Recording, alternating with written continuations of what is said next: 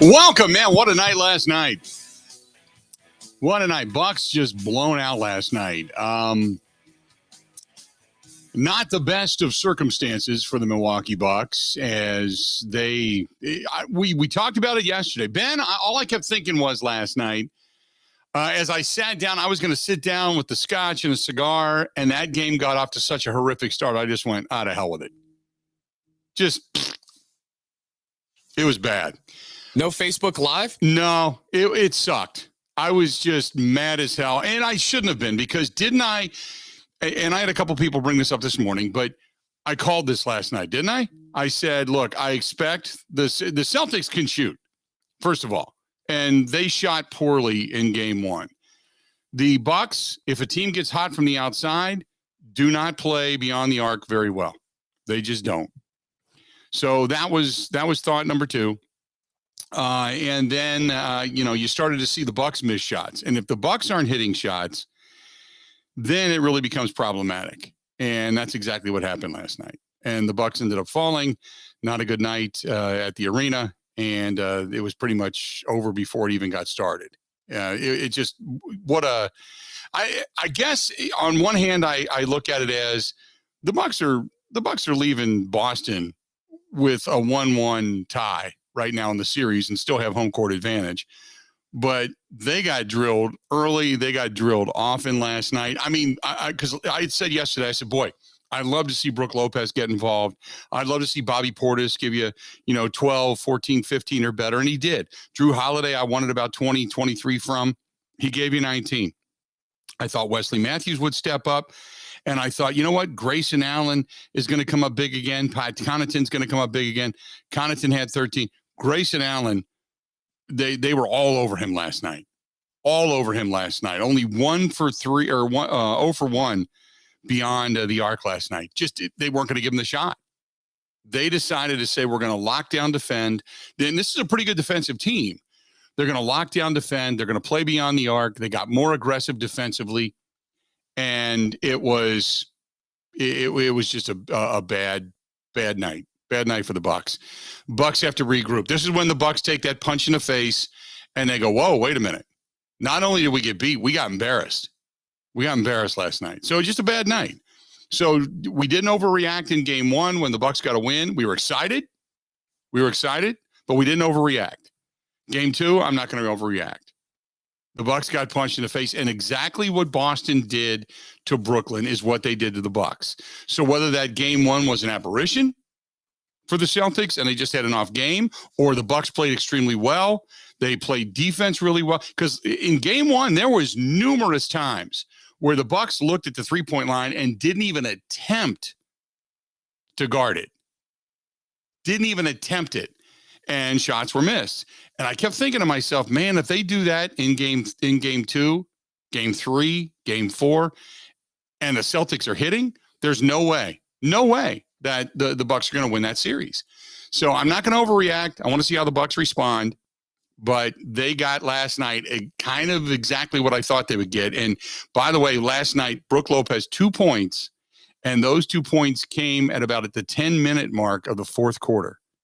He was non-existent. The second chance opportunities that the Celtics had last night, they were hitting from the outside, which rendered Bobby Portis, Giannis, Brook Lopez, all pretty much insignificant in the defensive realm. It just, all of that last night was kind of the way we thought it would go if indeed the Celtics hit their shots, and they did.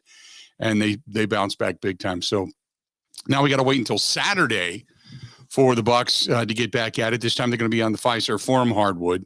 But just and the reaction last night was kind of how do I put this? From the Boston fans was visceral. From the Bucks fans was like, no big deal. No big deal. Not a problem. So the Bucks, they got to play better defense. And the one thing that we've talked about this all pretty much all season long is the Bucks do not defend the three. They're terrible at it. And it has been something that's been problematic all season long. And now you've run into a team that can hit beyond the arc. And again, if they win this series, they will have earned it. no doubt. But if they win this series, most likely they're going to face Miami, and Miami can shoot about as well as anybody beyond the arc. So they had better, if they're going to get to the NBA Finals, they had better figure it out now that you can't stand flat-footed and you got to get beyond the arc, and you can't just run to the spot, kind of like out of control just to get there, because all they're doing is pump faking you into the air, and Grayson Allen and Drew Holiday and such. They're just flying past these guys, and these guys are then stepping back, taking it open, looking at easy three, and they were hitting them last night. So it's a little concerning, but I want to wait and see how the Bucks respond.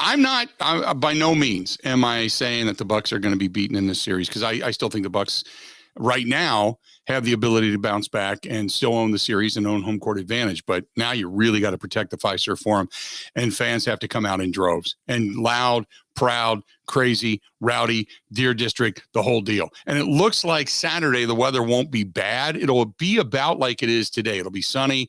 It'll be in the 50s. It's not going to be terrible. So hopefully the Deer District is rocking. The Bulls attempted 28.8 threes per game in the regular season, 36.8 per game against Milwaukee in the first round. The Celtics attempted 37.1 threes per game in the regular season and 34.5 against Brooklyn. Yesterday, they took 50 against the Bucks. 50. They lit it up. 43. They were 20 of 43 last night beyond the arc. 20 of 43 beyond the arc. 46.5% 3-point shooting. The Bucks played basically no defense. None. 877-867-1670. 877-867-1670. So why wasn't there a Facebook Live to rant about the game? Honestly, I'll be 100% truthful. After about the first quarter, I said they're going to lose this game. I'm done. And I got into a conversation with a buddy of mine who is from Cincinnati, who called me to vent about how bad the Reds are. And I ended up doing just a lot of work. Yesterday was a big day. We are real close. This Friday, we're going to make all the announcements regarding our motorcycle ride for charity. But we have booked a live show coming up on Thursday, March 19th. We're going to be live from the grand reopening of Social House, the bar in Lisbon. On Lisbon and Menominee Falls, we talk about it all the time. But in addition to that, it is going to be a tap takeover, and the whole weekend is going to benefit Fisher House, Wisconsin. So I got involved in some of these discussions last night, and by the time it was all done, I went and I already walked upstairs because I love doing them from down in the bar. So I'd already walked upstairs, and I was like, you know what, the hell with it. And I'll be honest with you, Ben, you were the only one I think that remembered. Last night, nobody got a hold of me. So, but I am gonna today. I've got a lot of little things to do after the program. And then tonight, I think I will do. I promise I will do the dissertation downstairs, because I'm going to sit back, relax, and watch either outside on the patio, which I also did a little cleaning up last night because the bird, she was not there this morning. I hope she's okay. But for those that have followed the show, I've had a bird every morning at about 6 a.m. pecking at the window. A mama bird who lost her nest and lost her babies. She's been pecking at my window. Yesterday, after I got off the air, I had a couple phone calls to make. So I was sitting downstairs in the living room, and I opened the patio door, and she did it again. I was on the phone. She hopped in, and all of a sudden I look down on the floor there's an island by the floor. And I looked, and there she is, just kind of staring at me. She came in the house. She looked around, stared at me for a couple of minutes, maybe a minute. The sequence of time seems extremely long, but maybe a minute. And she hopped back out and flew away. I haven't seen her since. She wasn't there this morning pecking at the door. So on one hand, I'm extremely glad because I wasn't woken up at 6 a.m. by the pounding of the windows downstairs. On the other hand, I'm like, yeah, she's kind of become part of the daily routine for the last 5 days. I'm kind of wondering where she's at. But so anyway, I was downstairs doing some stuff yesterday. But today, I promise I will do some Facebook Live. I'll sit back, relax, watch the Brewers. I'm looking forward to the Brewers game tonight. and doing some of that. And then we'll do a Facebook Live. Speaking of the Brewers, Woodruff, how come Corbin Burns can't get this kind of run support? These big hits. Corbin Burns can't get the run support hardly at all. Brandon Woodruff, 3-1 on the season, 5 2/3, only gave up 3 earned runs, 12 strikeouts last night. He was dealing last night. Colton Wong, 2 for 2. Big night last night. Adames with the go yard last night. Christian Yelich, did have a couple of walks, got on board, upped his on-base percentage last night. So he got on board twice, struck out once. He was 0 for 2 in the evening. And then you get Urias that comes back. Urias not only had a run scored, but had an RBI last night. Had a walk, 1 for 2. Not a bad way to start back out. Lorenzo Cain got on base last night, too. That wasn't a bad way to go. But a little bit of an inconsistent strike zone. I had Woodruff should have never given up that home run in the 4th inning. Moustakas should have never gotten that home run. Tommy Pham either, for that matter. But Woodruff should have been out of that inning. And the home plate umpire just wasn't giving it up. Now I get it. They were right on the line. It could have been an either or, but man, it was even Bill Schroeder, who doesn't say usually a whole lot during the broadcast about the calling of balls and strikes. He doesn't necessarily get on umpires, but you could clearly tell Narvaez and Woodruff both were going back and forth a little bit with the home plate umpire last night. So that was good news. Brewers get yet another win. And then the word breaks this morning. The Packers are going to London. But they're taking on the New York Giants. October 9th, they're going to be in London. October 9th, taking on the New York Giants overseas. So that'll be, you know what? 2 historic franchises, 2 well-traveled fan bases. And flying, usually, I think, correct me if I'm wrong, but if you're going to fly out of Wisconsin, chances are, now think about this, you usually will fly to New York and then from New York to London. So can you imagine plane loads of Packers fans who have dreamed of this trip, want to fly to London, say the week up, say you're going to fly out on Wednesday, get there on Thursday, experience everything, fly back late Sunday night, Monday morning, whatever. Thursday or Friday, you're going to fly out. Imagine then transferring planes and jumping on a plane load of Giants fans heading to London. Because that's usually how you would go. So it could be that all these fans, Packers fans, Giants fans, are all going to be landing together, cheering on their respective teams as they all land over in London across the pond. I was thinking about that this morning when the announcement was made. I thought, boy, if you fly out of here, you usually now the Packers won't. Their plane won't, make a connection. Their plane will fly straight out of Austin Straubel and off they go over to London. But if you're a fan, chances are you're either going to fly from Green Bay or Milwaukee or where have you to most likely New York, and then from there to London. Unless, of course, you go out to Chicago O'Hare. Sometimes out of O'Hare, you can get direct flights. But yeah, you could be landing with all those. You could be traveling for hours with all those Giants fans. So keep your phone handy just in case a Mike Tyson incident breaks out. 877-867-1670. So we got a lot to talk about. There was one thing last night. I posted it on Twitter this morning. There was one thing last night, and it's only one incident, really 2. I mean, one was against Giannis, but there was one thing that's being highlighted today via the 4-letter network, via the NBA.com and their NBA TV. And it's just pissing me off. And it's pissing me off because that's not what it was, but it's being made out to be. And it's just pissing me off because I posted it. I'm like, am I the only one that saw this? Am I the only one that saw what actually happened? But yet, Mike Greenberg, and I tell you, and this is what he did. And I bet you that's the way Mike Greenberg talks when he goes to the bathroom. I bet you he does. I bet you he now, because he used to be pretty cool on Mike and Mike. Now he probably goes into the bathroom. I'm sitting down, pulling down my pants for this epic moment in my life in which I'm going to excrement right here in the splashdown of the bowl and then flush. It's a day right here on Get Up. I just pooped. That's the way he probably goes to the bathroom. Stay tuned. We got more of the Bill Michaels Show next. Ready? This is the Bill Michaels Show.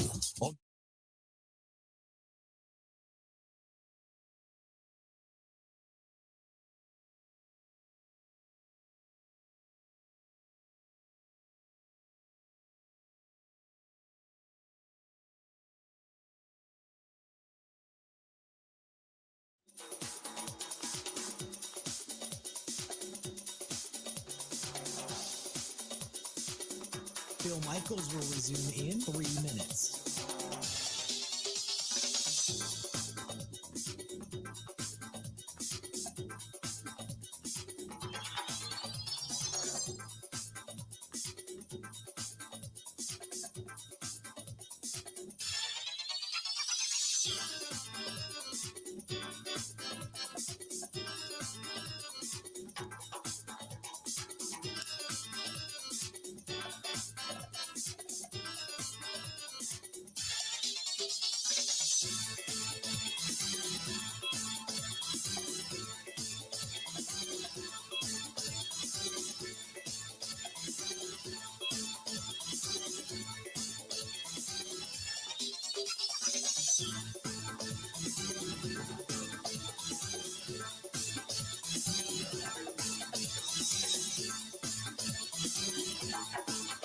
Bill Michaels will resume in 2 minutes.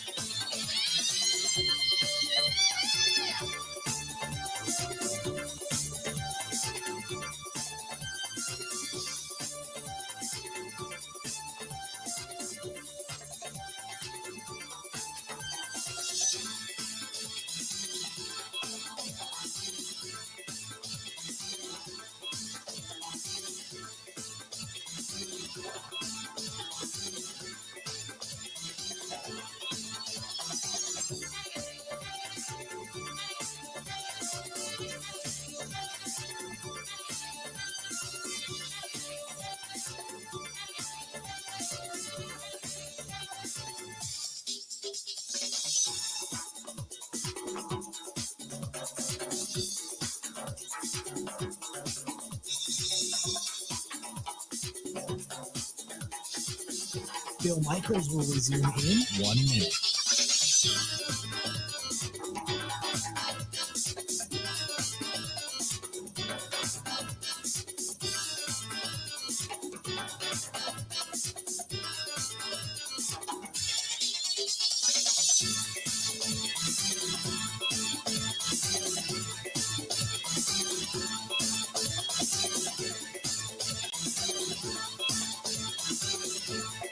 Bill Michaels will resume in 30 seconds.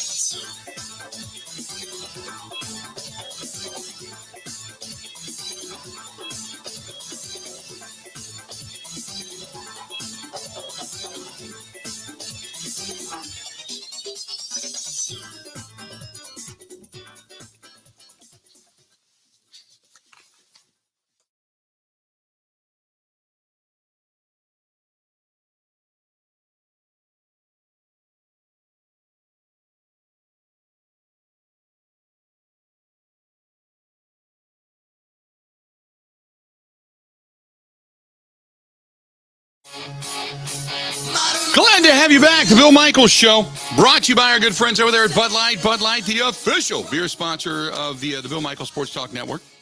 And we are glad you're on board with us today. Thanks to Bud Light for being a part of it. Also, don't forget about the Bud Light Hard Soda as we start to creep into the summer months.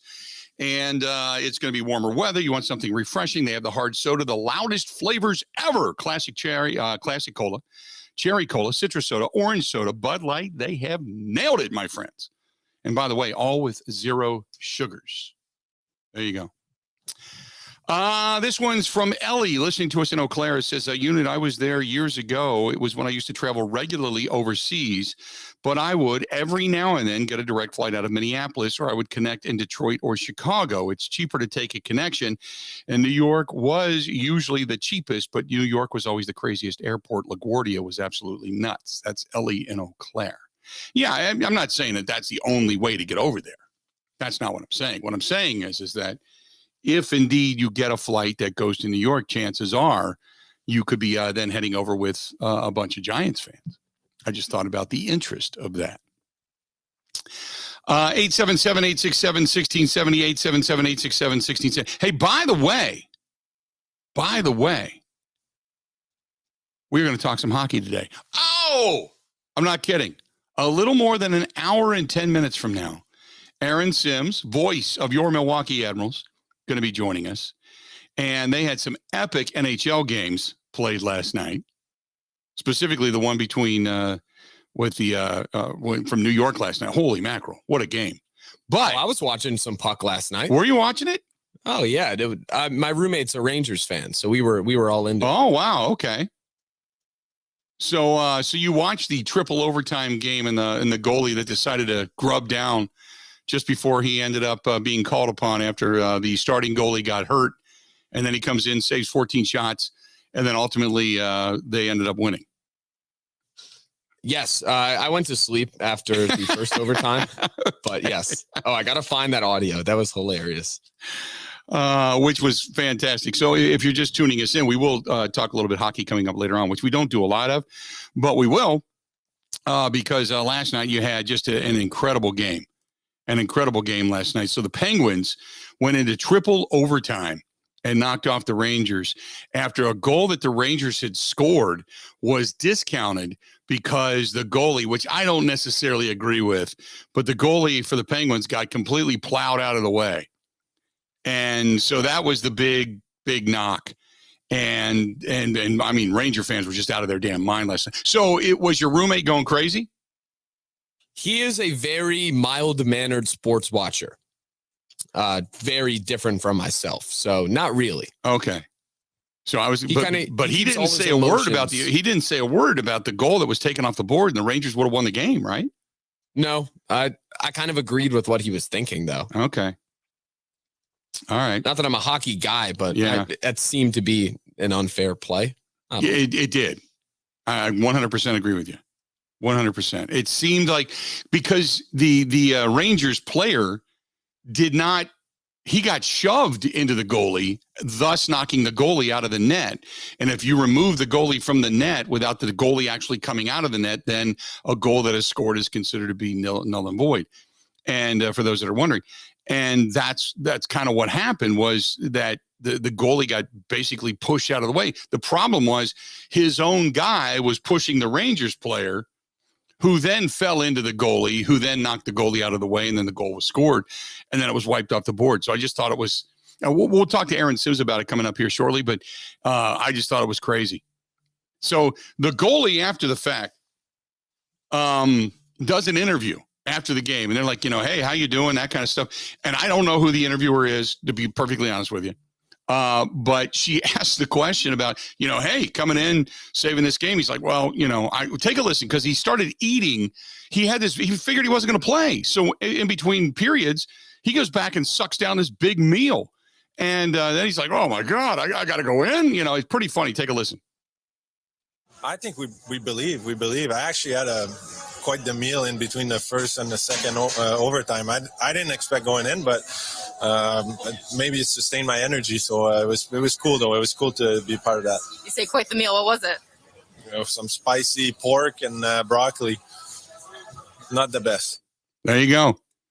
Luis Canadians. Domingue, I think is how you pronounce his name, Domingue. He didn't even know what to think when he saw his teammate and the starting goalie, Casey DeSmith, skate to the bench midway through the second overtime period. And he ended up stopping, I said 14. It was 17 saves. 17 saves. And then Malkin scored on that deflection with 5:58 to go in the third overtime, giving Pittsburgh the 4-3 win over the New York Rangers in game one of the first round playoff series last night. What a night. What a night in hockey. So that's the way things shape up there. In the meantime, the Predators, which are the parent team to the Milwaukee Admirals, they fell last night to the Colorado Avalanche 7-2 last evening. The Avalanche jumped out to a 5-0 lead, which is almost just insurmountable. 5-0 lead last night in the first period. And then the Predators put up a couple, one in the second, one in the third. But the Avalanche matched them goal for goal in the second and the third, beat them 7-2 last night. Capitals 4-2 over the Panthers last evening, tied up at one apiece after one. Panthers were leading 2-1 after 2. And then the Capitals busted back with 3 goals in the third, and they doubled them up 4-2 last evening. And then the Flames shut out the Stars 1-0. So there you go. That's the way things shaped up in the NHL. And you do have stuff coming up tonight. The Boston Bruins and the Hurricanes tonight, the Tampa Bay, the Lightning and the Maple Leafs, and the Blues and the Wild, and the Kings and the Oilers all playing this evening in playoff hockey as well. There's some hockey talk. We don't do it a whole lot, but there's hockey talk. And we're going to have more of it coming up here a little bit later on in the program. Are you concerned by what you saw last night out of your Milwaukee Bucks? 877-867-1670. 877-867-1670. You can also hit us up over on Twitter at Bill_Michaels, at Bill_Michaels. You can find us there and give us a shout. We would love to hear from you. Also at Ben Z. Kenny, at Ben Z. Kenny. You can find him there. And then you can also find us over on the Facebook fan page. Watch the show live on Facebook Live. Go to facebook.com/The Bill Michaels Show. YouTube is a great way to listen to the program, watch the program, all that kind of good stuff. Subscribe, check out old programs. You can go there and simply go to youtube.com/Bill Michaels, Michaels show, and subscribe absolutely free. Also on Twitch TV, if you download the app, put it on your phone, you can watch us there. And you can also listen to us each and every day, anytime you want, over on Spotify, Apple, iTunes, and on the Google Podcasts. Drop an email to the show, thebillmichaels@gmail.com, thebillmichaels@gmail.com. So there you go. That's all the ways to get a hold of us. So last night, which, by the way, what pissed me off when you talk about Bucks basketball, and I put this out there earlier today, They show Jaylen Brown today, which Jaylen Brown, don't get me wrong, had a tremendous game against the Bucks. Okay, Jaylen Brown just played 25 points first half. Okay, he was just on fire. All right, and he was at one point, I think he was 4 or 5 for 5 beyond the arc. He was just knocking them down from everywhere. 11 of 18 from the field. He ended up 6 of 10 on the night and 30 points. Okay, 29, by the way, from very quietly from Tatum, who was 5 of 10 beyond the arc. So last night, watching a game, Jaylen Brown, who's hot, has Grayson Allen on him. And he does a couple of crossover dribbles and a couple of stutter steps. And then lunges forward. And then he pops back and hits this step back jumper. And the crowd goes wild. And I'm listening now. Brian Anderson was on the call. Okay. Brian Anderson's on the call going, Brown hits again. And I'm thinking and I get it. Look, I love BA. And then I watched the highlights this morning on NBA TV and on ESPN. Jaylen Brown crossing up Grayson Allen. I'm thinking to myself, watch the replay. Grayson Allen didn't cross his feet. He didn't cross him up. He started to backpedal a little bit. And then Jaylen Brown gave him an elbow and shoved him to the floor. So, look, the shot's good. Giannis does it all the time. He plows over people. I get it. Physical game, whatever. But this was not like some unbelievable move, like when Giannis the other night passed the ball to himself off of the backboard and then goes in for the jam. That was crap. That wasn't it at all. He basically Michael Jordaned him. He took 2 dribble drives, threw him to the ground, stepped back, hit a wide open jumper. Why? Because he knocked Grayson Allen over.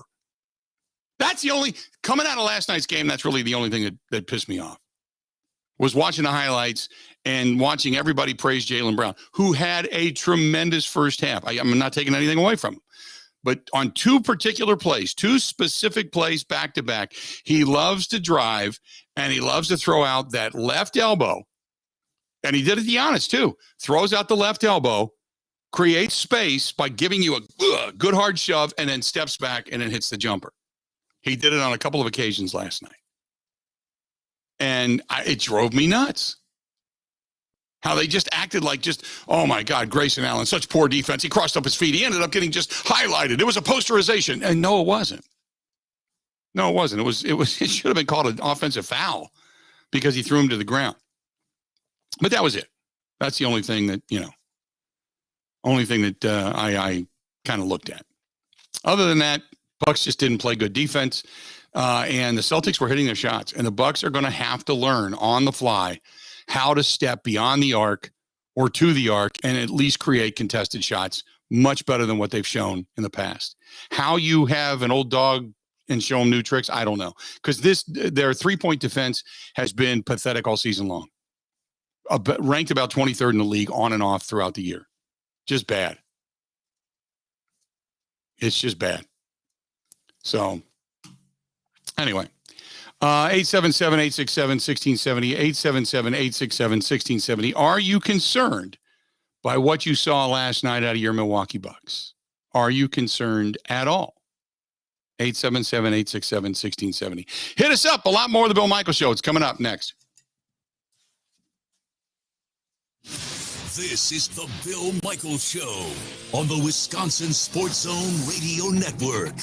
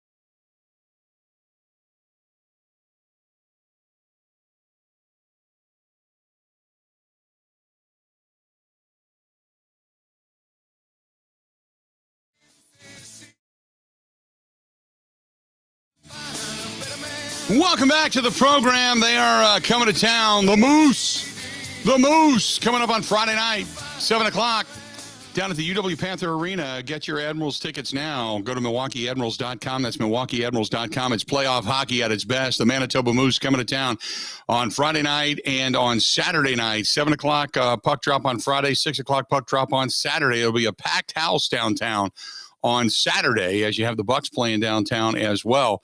And then they go on the road to Winnipeg as they take on the Moose on the 11th and the 13th, and then possibly on the 15th as well if needed. But right now it's the Manitoba Moose, the foe for the Milwaukee Admirals as they race towards deep into the playoffs and possibly a Calder Cup championship. Let's hope they get there.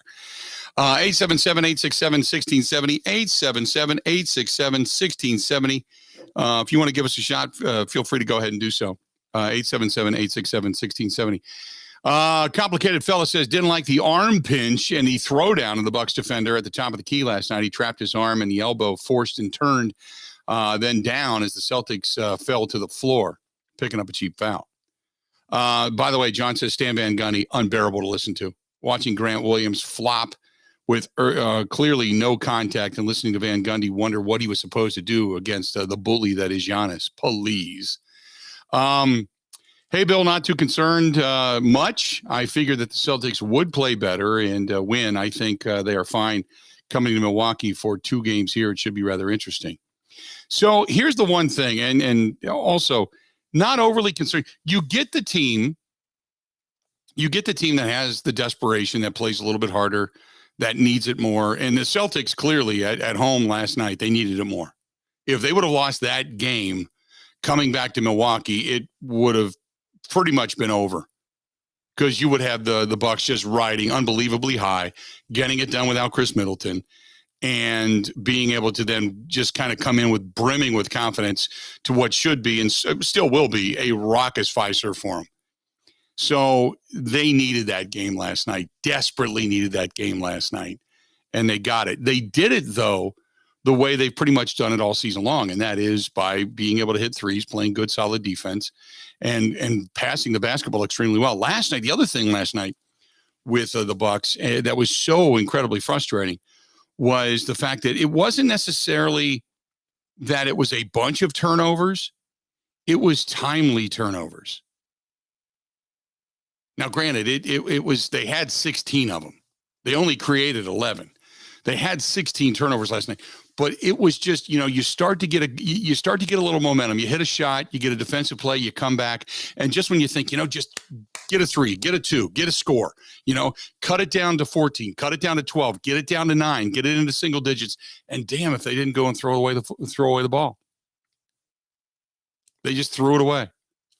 Quick hands, sloppy play, goes back to what we were talking about earlier. Or late last week, when we said, you got to value the possession, just didn't handle the basketball real well last night. That was where, when the tide was starting to kind of, fluctuate against them, and it was really starting to become more of a tidal wave than it was just a small ebb and flow. That's when you needed Chris Middleton. That's where you felt the loss of Chris Middleton last night. You didn't get that big bucket, that presence, the ability to bring the ball up the floor and handle the basketball. So last night, and by the way, Giannis shooting threes continuously from the outside, that is not his game. He has got to stop. If he's not hitting, he's got to realize I can't continue to fire up the 3 last night. He was 1 of 4 last evening, 11 of 27 overall, 1 of 4 beyond the arc, and a couple of key trips down the floor in which they could have done some damage instead of just going at the rim or kicking it back out to an open man, trying to get a look to Brook Lopez, trying to get a look to Grayson Allen, trying to get a look to somebody else. He decided to turn around and take those 3 points like he was going to go toe-to-toe with Jaylen Brown or toe-to-toe with Tatum, or just being able to do what they were doing. And that's not consistently his game. He'll have some good nights, don't get me wrong, but that's not consistently his game. And they yanked him out of his game a little bit last night. 877-867-1670. Hit us up. Then again, Drew Holiday last night beyond the arc. Oof, 1 of 6. Did not have a good night. Bobby Portis was 0 for 2. Wesley Matthews only took 1 beyond the arc. He was 0 for 1. The Bucks were 3 of 18 beyond the arc last night. 3 of 18. while the Celtics 20 of 43. That's the difference in the game right there. The Bucks weren't hitting on the outside and weren't playing defense on the outside. That's the difference in your game. 877-867-1670. Brian over on the Bud Light live stream says, let's see here. He said, oh, by the way, following you now on the app, he's listening in Clearwater, Florida. Brian, I think I saw that on Facebook. Correct me if I'm wrong. Did you just retire and head down to the Gulf Coast? Correct me if I'm wrong, but I think I saw something about that on Facebook.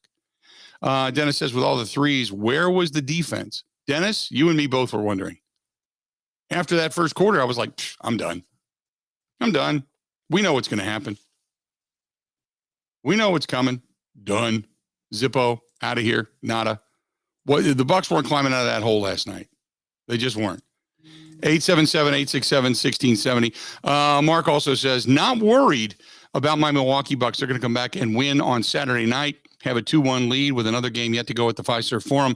I'm excited about this. See you at the Deer District. It should be a good one. That is also Derby Day. So you've got the Admirals playing at night, the Bucks playing, and what is the tip time? Ben, do you know what the tip time is coming up on Saturday for the Bucks and the Celtics by any chance? Not yet. I think it's 2:30. 2:30. Yeah. 2:30 tip time. So think of this. You're going to have 2:30 tip time down there. You got the Kentucky Derby running. The Admirals playing that night. The Deer District's going to be rocking because the weather looks to be at least sunny like today and 50, 53, something like that.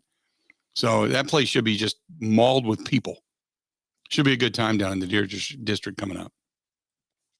So, yeah, 2:30 tip time.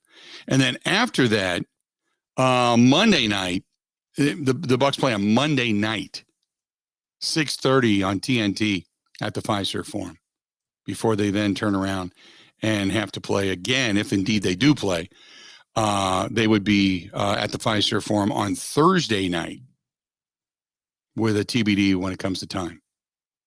Or no, excuse me. Is it Thursday? Thursday or Friday? One of those two. Thursday or Friday. I can't remember which. I think it would be, I don't know. I'm trying to find the schedule. Anyway, but you get the sense. 877-867-1670. The bigger shove last night in the Rangers game or Grayson Allen going to the floor when Jaylen Brown gave him the elbow? The bigger shove last night. I like For the record, I say the Rangers game because I think Grayson Allen got dropped. Yeah, Grayson Allen, when you say got dropped, you got dropped by the elbow? No, I mean dropped by the crossover. Every great NBA crossover has a little bit of a push in it. Yeah, but he never crossed his feet. All he was doing was backpedaling a little bit. He didn't go down until he actually got shoved. I know, but we love that Michael Jordan crossover against. And we all knew that was a foul. We all knew that was an offensive foul. Every time you see it for Jordan's last shot and last championship, we all know that was a foul. But he got dropped. Right. I mean, I've gotten crossed over my fair share of times. I've probably been pushed off in a lot of them.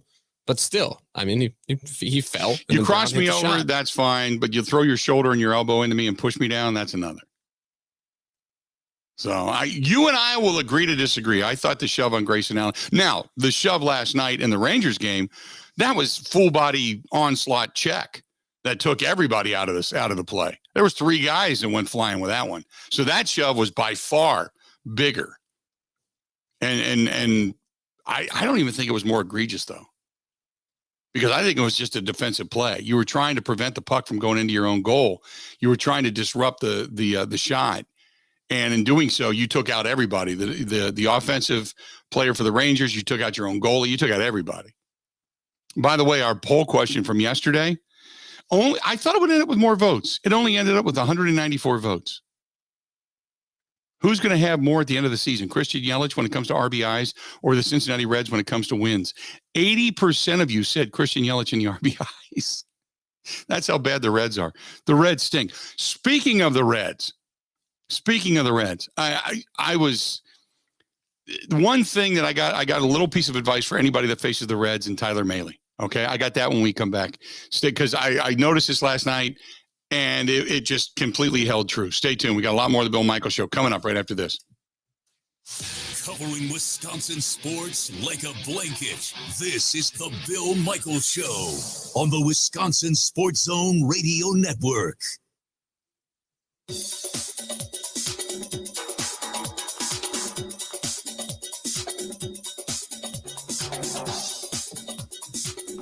Bill Michaels will resume in 3 minutes.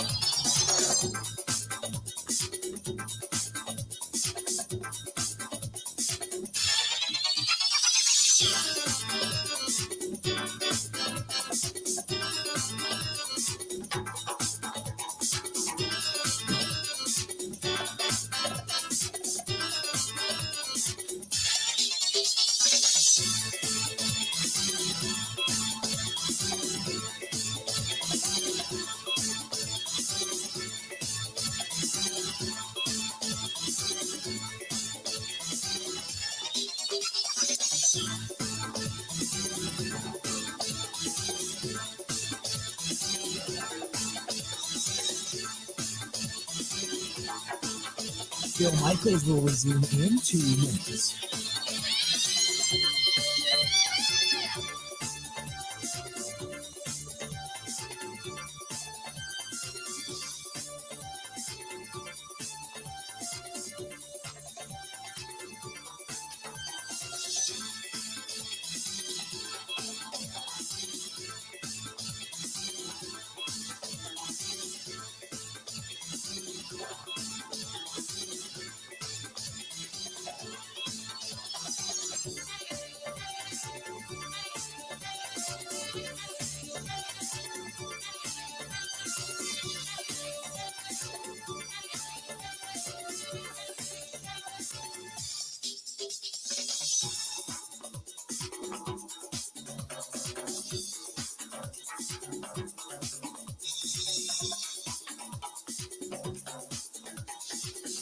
Bill Michaels will resume in 1 minute.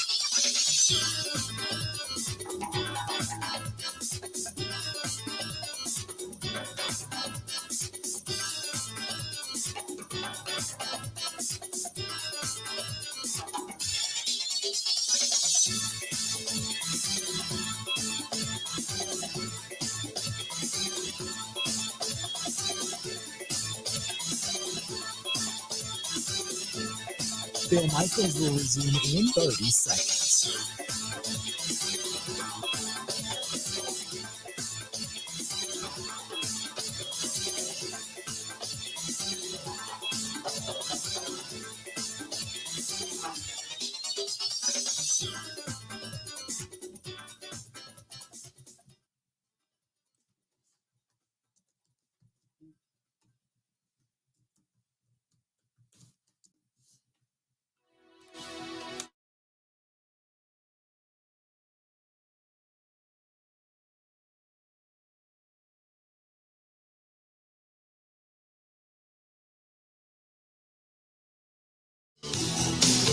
Welcome back. Glad to have you. Good to get you back. I don't know what it is today. Today's a good day. Today's a good day for a lot of different reasons. Weather's cleared up. I like that. Got a little bit of the outside cleaned up. I have not seen my bird, but that's okay. Nothing wrong there. You've got a lot of good things happening as we start to look forward to next week. Next week, we're going to be in the 80s, I saw. Holy mackerel. Can't wait for that. This portion of the program brought to you by our friends at Quick Trip. You know what that means. You start talking about warmer weather, you're talking about the Quick Trip 250. Coming to Road America. They're giving away a Camaro SS in honor of that. So if you want to stop into Quick Trip, get yourself some registration points by using your Quick Rewards card. You can maybe win yourself anywhere from $100,000 all the way up to a Camaro SS. The Camaro SS with the Quick Trip 250 Pepsi Pit Stop Special, presented by Jack Links. Purchase any participating Pepsi, Rockstar, or Jack Links product with the Quick Rewards app, and you're going to earn an automatic entry. One weekly winner receives a $500 Quick Trip gift card and 4 NASCAR Quick Trip 250 tickets. July 3rd, it's taking place in Elkhart Lake, Wisconsin. and a chance to win then that Chevy Camaro Quick Trip. They have got your summer covered. Oh, boy, they do. So good from our friends over there at Quick Trip. Coming up after the top of the hour, Jim Ozarski, writing for the Journal-Sentinel and covering the Milwaukee Bucks. We'll talk some basketball with him. We're about an hour and 10 minutes away from talking some hockey, Admirals hockey and NHL hockey with our buddy Aaron Sims. He's going to be joining us. So that's all coming up today on the program. 877-867-1670. Are you concerned at all about the Milwaukee Bucks? By the way, on the show, first things first, Giannis's worst field goal percentage, single playoff series in his NBA career. 2015, round one versus Chicago, 36.6%. Round two, the second round in 2022 against Boston, 38.5%. We don't know how this is going to turn out. And 2019, the Eastern Conference Finals against Toronto, 44.8%. His field goal percentage. The worst field goal percentages in his NBA career have come in certain series in the postseason. And this is the quote from the First Things First and Chris Broussard, who said the Celtics have proven, at least in 2 games, they have the kryptonite for the world's greatest player. Hopefully, Giannis sees that. I just retweeted it and tagged him. Hopefully he sees that. Because that's a daunting fact. There's a statistic that goes after you. 877-867-1670. Hit us up. Brentley, may the 4th be with you as well. Are you a Star Wars fan, Ben? I like it. I can't say I'm a huge fan. I've seen all the movies. All right. Well, see, I've seen a couple. I don't. The first was just the first. I mean, it was just so good. The second one was pretty good. Empire Strikes Back and all that kind of stuff. I like that. But beyond that, it started to get kind of out there, and I was like, okay, whatever. Like I am with a lot of sequels and trilogies, so to speak. But today is May 4th, and everybody who is a Star Wars geek, or even to a certain extent, a Big Bang Theory geek, because they really, really revitalize what it's like to be a nerd. They may the 4th be with you. So there you go. I've had 2 or 3 people say, I can't believe you haven't said it. There you go. For all of you who needed that, may the 4th be with you. Thank you very much. I feel complete now. My day can move on. 877-867-1670, 877-867-1670. Hit us up. This is from Steve. Steve says, I think Giannis is being bullied and physically outplayed right now. They have decided to build the wall around him and make it very difficult for him to get to the hoop, which is the reason he's taking the turnaround jumpers. He shouldn't be doing that. He needs more help from the outside, and if he kicks it out consistently and they hit shots, then it eases things on the inside for Giannis. Otherwise, it's going to be a tough go the rest of the series. Perfect, Steve. You're 100% correct. If Giannis isn't hitting on the inside, or they're making it really tough on him, and defensively, on the outside, they're not hitting shots. If you don't have everybody stepping up to be hit beyond the arc or hit jumpers outside, then all you got to do is crash on Giannis. Because what you're saying is the Celtics go, we're not going to let Giannis beat us. Let everybody else beat us. And if you don't have Drew Holiday hitting, if you don't, because Brook Lopez offensively has been non-existent in the first 2 games, non-existent offensively. But you did have in game 1, you had guys step up. We all know that. But in game 2, you didn't have anybody step up. Nobody really kind of helped throw the team on its back. Nobody got even 20 points. Drew Holiday had 19. I think Portis had 13. Connaughton had 13. That was it. The rest of the scoring came from Giannis. It was kind of a pathetic display of offense last night. And to only be 3 of 18. Now, I got to say, that kind of shooting, poor shooting, is not going to continue, no matter what kind of defense the Celtics play. And they played good defense. I'm not taking anything away from them. But the Bucks were also just missing shots. And it was very much a flip-flop of what we saw in game 1 from Boston, because Boston wasn't hitting any shots. And the Bucks last night weren't hitting the shots. So now You just move forward. You just kind of wipe that. I don't know if you necessarily wipe that from the memory, so to speak. That might have been one of those games where if it's like a football game and, coming down the stretch and you get one of those clunkers where you just get drilled and everything you did, passes were high, passes were dropped, you fumbled the ball a couple of times, just kind of unexpectedly.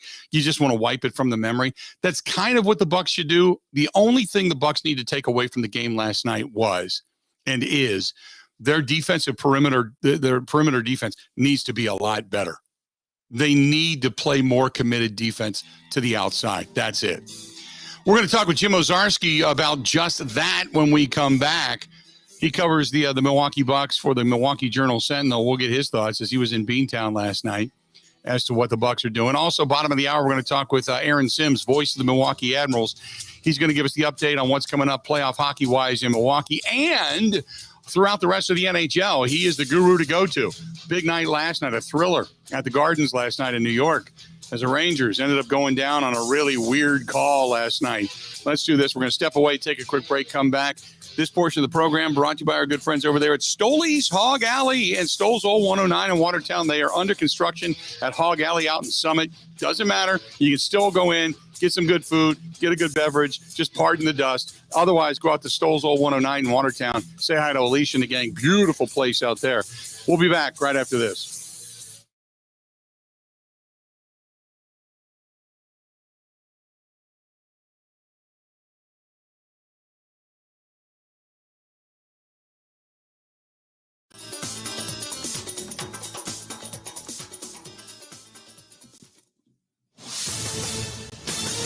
This is a Wisconsin Sports Zone update. Last night at TD Garden would see the Milwaukee Bucks overwhelmed by the Boston Celtics, falling in Game 2, 109-86. The Deer had no answer for Jaylen Brown. He scored 25 of his 30 points in the first half, while Giannis Antetokounmpo had 28, including 23 in the second. However, it took him 20 shots to get there. Giannis says, though, him and his team are not stressing. This is what basketball is about. You're going to make shots, you're going to miss shots. Being human is about feeling emotions. Sometimes you're going to be frustrated, sometimes you're going to be happy. But at the end of the day, you play basketball to make the right plays, make good decisions, find your teammates, make plays. That's why you play basketball.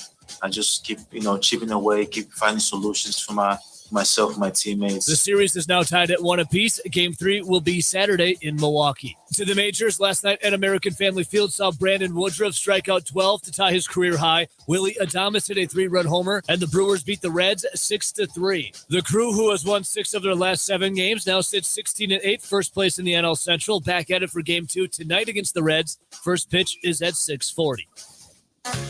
Where can you learn the skills to take care of yourself and your family? An apprenticeship in construction.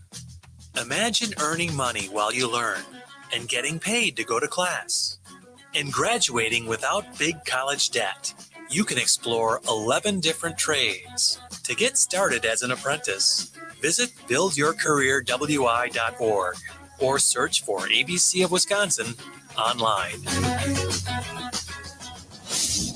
The Packers are expected to hold their rookie minicamp later this week in Green Bay. It will include their 11 draft picks, 14 undrafted free agents, and some tryout players. They'll get on the field this Friday and Saturday. The Green and Gold also have their organized team activities going on. For the Wisconsin Sports Zone Network, I'm Ebo.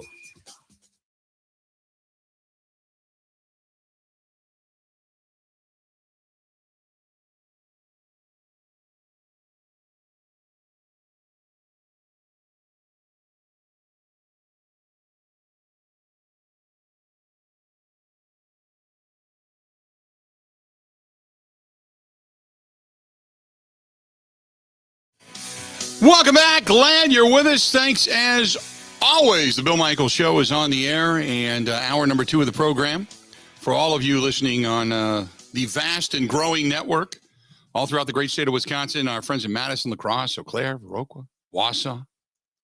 Can't forget about our friends in Menominee, Marinette, up there by Forgotten Fire Winery, and those that listen to us over at the Four Seasons Island Resort. Love those guys over there. Shawano, Clintonville, Rice Lake, on and on and on. We continue to grow. Now we bring in our buddy Jim Owczarski from the Milwaukee Journal-Sentinel, covering the Milwaukee Bucks. Coming back from Beantown, the Bucks have the series tied up at a game apiece, although they looked bad last night. Jimmy, how you doing, buddy? Hey, I'm good, Bill. So last night I said this is one of those games that, much like in football, you throw the tape away, you burn it. The only thing I take away from last night was the Bucs didn't hit their shots, and they have to play much better perimeter defense to defend the three. Other than that, the Bucs just were off their game last night. Would you agree with that? I mean, offensively, they man, Bill, it's hard.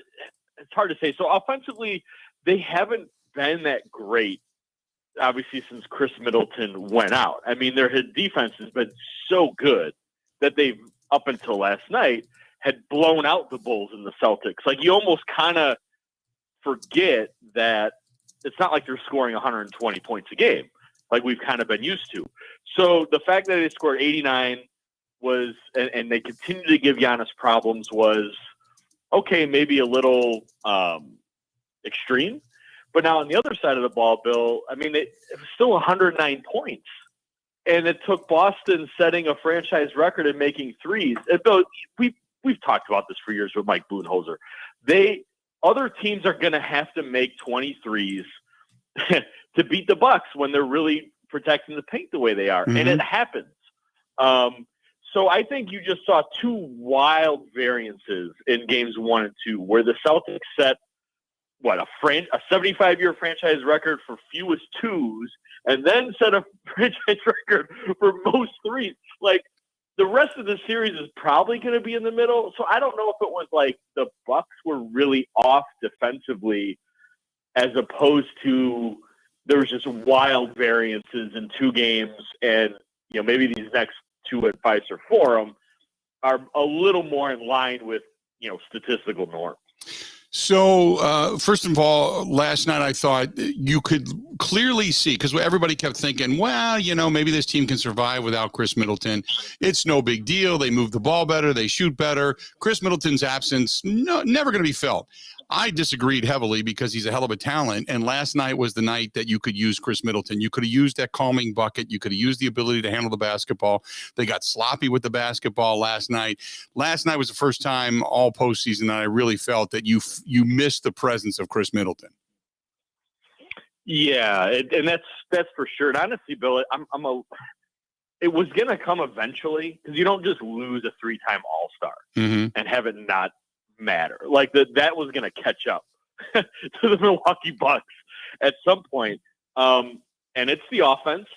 They've been able to really respond, Bill, with the defensive side of the ball, where we have seen Middleton's absence now, if you zoom out, is Giannis Antetokounmpo has had the worst 2 games, back-to-back games. That's the point. Back-to-back playoff games since his very first one in 2015 against Chicago, which is almost, you got to throw that out the window. I mean, his first 2 games in the bubble against Orlando were not great, a little better than this. First 2 games against Boston, actually, in 2017, kind of similar. But, obviously those were pre-MVP in sort of a weird circumstance, right, down in Florida. And that's where the Chris Middleton thing comes in, because Giannis and Chris in that 2-man game, Bill, it's something you kind of take for granted, I think, when you've seen it for 9 years. Mm-hmm. And I know Bucs fans get mad at Chris and the way he sometimes turns it over, or they don't think his 18-footers are open. But they're open. You know what I mean? Yeah. Like, a Chris Middleton 18-footer off a pick and roll with Giannis is an open shot. And he makes those. And then, or his lob to Giannis, like, that just opens things up in a way that even Drew Holiday can't do. So you're right, Bill. That's you can't replace that. That's not coming back. So I think for the Bucs in these next couple of days is, how do you figure out to free up Giannis a little more off pick and roll and give him a little more space that doesn't require him creating it? Giannis last night 1 for 4 beyond the arc, and he made one, but he fired up some bricks last night, and really at kind of at moments in which I thought he probably should have lowered his head and went in, and or found somebody open on the outside, because when he's not hitting his threes, it's just ugly. I mean, it's clangers, man. So last night, I thought Giannis was trying to go toe-to-toe with Tatum and Brown on the outside. He started out in that direction and just thank God somebody realized, hey, you can't keep doing this, because that's when he finally started taking the ball back inside. He tends to do that at times. He tends to want to hit the big three, doesn't he? Yeah, it's in there. It's part of his game. I think you can't look for it's 30% in the season, but you go back and look at the game in Brooklyn and over to send the game to overtime or win the game, Bill, right? It's a step back crossover 3-pointer, right? Like he's at a point where he can make enough of those, where it's not a bad shot. And I think the fact that he'll, like, 4 is probably the most he's going to take at this point. There was one corner 3, Bill, he had to take it because in the flow of the offense, if he wouldn't have taken that shot, that just changed. It's almost like, Bill, in football where you kind of have to run it off guard and you just live with the 1-yard gain or the no gain, because down the line, in the fourth quarter, that has to be respected, or that play fake might work. So I don't know. You're right. He didn't have confidence necessarily, and that didn't look like it. But there were a couple that I feel like they had to be taken. And now to your other point, though, about the rim, look, the Celtics have been so good at preventing him from finishing, which is strange to see. Right. He hasn't gotten to the free throw line. They're not calling a lot of fouls. He's missed some layups. So that's another thing where for him, I don't know how you make that, right, when you've got a couple of bodies, over you. I don't think there's a way you could practice that. But you're right, Bill. That is an important part of these next couple of games for the Bucks. So what adjustments because it's all about adjustments. It's all about adjustments. It's all about runs. What adjustments do they make coming into game 3? It's funny, and your listeners are going to scream about this. We actually asked Mike Budenholzer about adjustments before game 2. And he just kind of was like, yeah, there's a part of it, but it's really more about the players. It's not so much about scheme and things like that, which, Bucks fans hearing from the head coach that he's not really into adjustments is right. Like that's just that people go nuts with that. However, I wonder, look, the big lineup I think is good. I don't think you just not have Bobby Portis start because it didn't go well to start this game. I think maybe at the end of the game, Bill, we saw Pat Connaughton get to the rim a little bit. I mean, he didn't make any threes, but he got to the basket for some layups.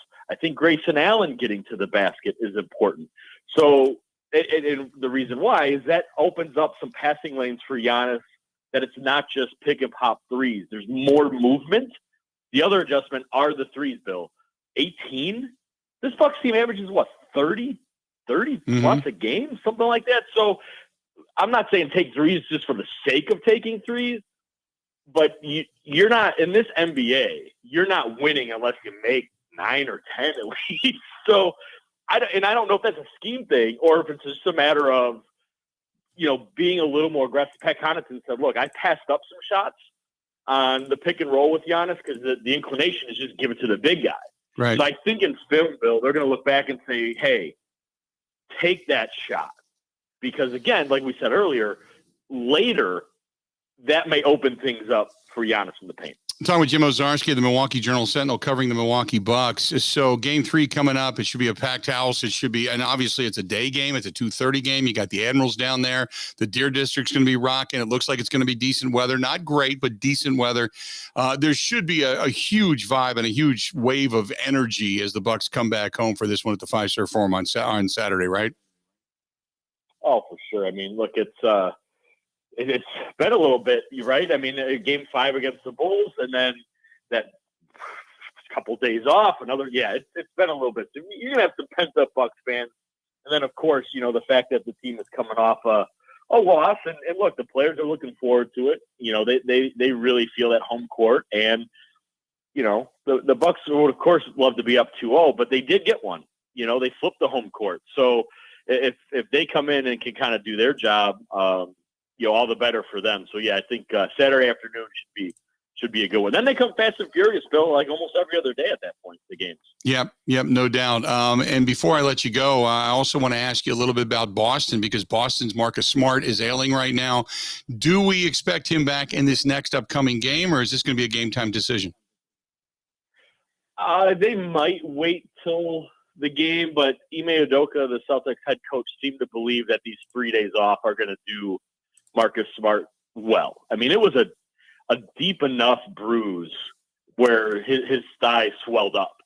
So that's not a small thing, right? So right. I'm not going to assume that he'll play, but 3 days off for sure. Whatever treatments you can have to kind of work that stuff out, I'm sure will benefit him. But I think we'll know closer to tip. Real quick, the other aspect of this, I know that I saw something go across the crawl on the news the other day. Are we not expecting at all Chris Middleton to come back in this series? I know I saw him shooting last night. He had a great big ice bag on his knee, wasn't moving hardly at all. Do we look for him to be back at all in this series? Or are we really kind of thinking if they get past the Celtics, it's most likely the Eastern Conference Finals? Right.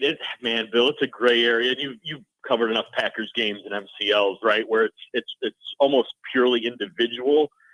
I mean, it feels like, look, today is 2 weeks. And today's the reevaluation day. Now, we don't know what that means. Is that another MRI? Is that a different kind of workout? And then they reset and recalibrate? That I don't know. But it's just, we just said, with these games coming fast and furious, I don't think these two games at home are on the table at all. Game 7, a potential Game 7, Bill, that's another week and a half away. So you can see where I'm leaning. I feel like the conservative estimate is to say, hey, Bucks, you're going to have to do this without him again and then see where it's at for these, a potential Eastern Conference final. That's my gut, just having been around them, but I don't have anything really firm yet. Is that reevaluation is coming some point today. Jim, always good, my friend. I appreciate it, and we'll talk again soon, okay? All right, sounds good, Bill. All right, buddy. Talk to you later. There you go. Jim Owczarski of the Journal Sentinel joining us for a couple of minutes talking about that Bucks game last night. The Bucks not coming out victorious against the Boston Celtics. As a matter of fact, they're pretty much getting blown out in the first half and scrambling just to come back in the second half. One of the things the Bucks held their kind of hung their hat on last night after the game, and we're going to hear more from the Bucks coming up after the break, but was the fact that it was really a game after they were down 25. After they were getting drilled and they decided to play some basketball, then it became a game. But they got down so fast and so early and so deep that they just couldn't climb out of the hole last night. So we're going to hear some from inside the locker room when we come back. Also, bottom of the hour, don't forget, we're going to talk some hockey. For those of you that are hockey fans, this is it. This is it. Come on out of the woodwork. We're going to talk some hockey when we get to the bottom of the hour. Aaron Sims of the Milwaukee Admirals is going to be joining us. We'll talk with him about what went on in the NHL last night, the series that are going to be the hotly contested, who's the favorites coming out of both conferences. Also, the Milwaukee Admirals, Manitoba Moose are coming to town. Manitoba Moose are coming to town on Friday and on Saturday. Downtown Milwaukee, they're going to be playing on Friday and Saturday night at the UW Panther Arena. Get your tickets now. Go to MilwaukeeAdmirals.com. That's MilwaukeeAdmirals.com. You want to see some good hockey action, fun hockey action, playoff hockey action, get down there and check it out. That is the MilwaukeeAdmirals.com. MilwaukeeAdmirals.com. We'll talk with Aaron Sims coming up here shortly. This portion of the program brought to you by our friends at Wisconsin Harley-Davidson. We've got some announcements coming up involving Wisconsin Harley-Davidson coming up on this Friday. We're going to officially make our announcement for the motorcycle ride this year, everything that it has to offer, almost everything. We've got a surprise this year that we're not, I don't think we're going to tell you what it is. You got to see it. But we have got the pre-registration is going to be opening up on Friday as well. And we're going to do a lot like we did last year in anticipation of the pre-registration. So that is coming up as well. So we got a lot of cool things for our charity. It's all benefiting Fisher House, Wisconsin. FisherHouseWI.org you can go to coming on Friday and start to get all the information there. But you can also follow it. I've got a link to the Fisher or the Facebook page over on my my Facebook page. But you can follow it up on the motorcycle ride coming up on Sunday, September 4th. Put it on your calendar. And it's going to be a big part to do with our friends at Wisconsin Harley-Davidson. Go to wishd.com. That's wishd.com. and it's in conjunction with their announcement, which, by the way, hint, hint, is 119 days away from the celebration of the 119th anniversary of Harley Davidson. So we got a lot coming up. Compliments of our friends at Wisconsin Harley Davidson. If you're looking for a bike to ride this summer, or maybe some lessons, or maybe you've never ridden before, or you want to take a refresher course, or you want motor clothes, or you want parts, accessories, service, whatever it happens to be, go to wishd.com. That is wishd.com. Again, wishd.com. Stay tuned. Also, you're going to hear some things about what PJ really wanted to say. Not kidding. PJ Tucker. Going to hear about that coming up as well. Stay tuned. More of the Bill Michaels Show. It's coming up next. Covering Wisconsin sports like a blanket. This is the Bill Michaels Show on the Wisconsin Sports Zone Radio Network.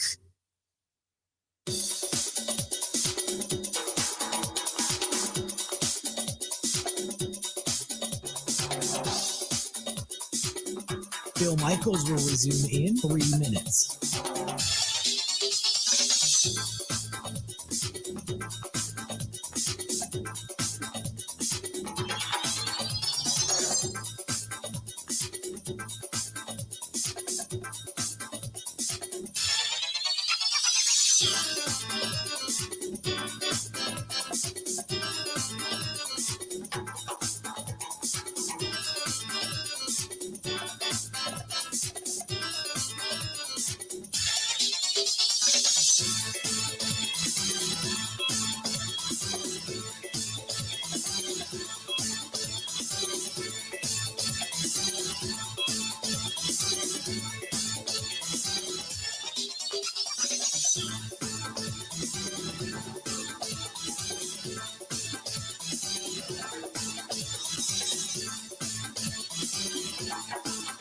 Bill Michaels will resume in 2 minutes.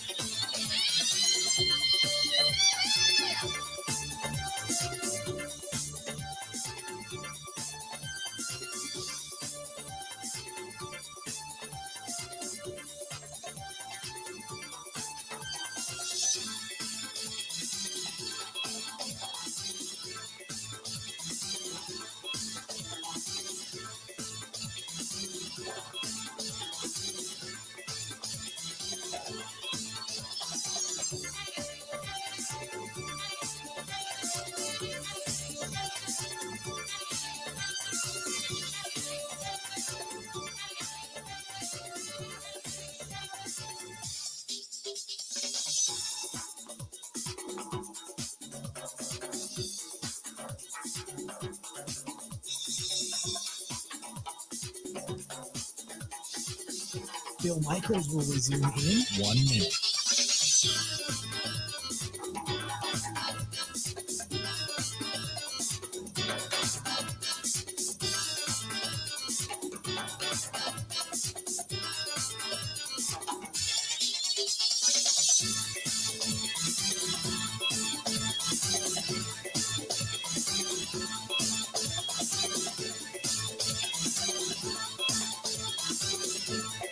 Bill Michaels will resume in 30 seconds.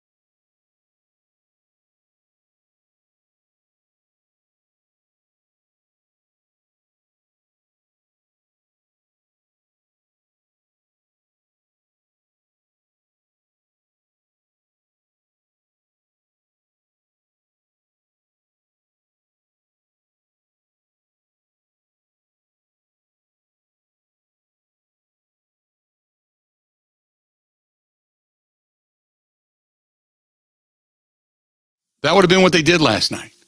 So PJ Tucker was asked, he quote, "I'm curious as to why you weren't able to re-sign with the Bucks after winning a championship with them last season." PJ Tucker had this to say. He said, "Look at Andre Iguodala. He's right back at Golden State. He left. He was in the shade for a minute, but he's right back. I feel like every player wants that home where everybody loves you and you can go back and it's love. I felt like I was building that in Milwaukee. And then to win it all, it was like, oh yeah, for sure." And they just weren't going over the luxury tax. It was just that. It is what it is. They love you and whatever, but they weren't going to go over the luxury tax. They felt like they could replace me, and they did replace me. He goes on to say, even as a vet being around, it's like, all right, you effing replace me? Cool.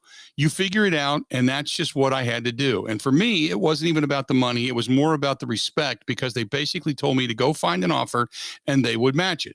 After hearing that, for me, I'm not coming back. Even if I have to take less money, to me, that was disrespectful. So as soon as they said that, I told my agent, Andre, basically, we're moving on. Whatever we get out of that, that's what we're going to do. He said, I love everybody. I appreciate everybody. The Bucks fans were amazing. I never expected Milwaukee to be like Milwaukee was. And that whole championship experience, there was nothing like it. I know I can go into any restaurant, any bar in Milwaukee and be good. I can go to any bar, any restaurant in Milwaukee, and I got a home. That is bigger and better than anything Bucks related. If I got the people love me and they respect what I brought and what I did. That is everything. I've played there twice now. The love now is not like nothing I've ever experienced in my life. That is from PJ Tucker.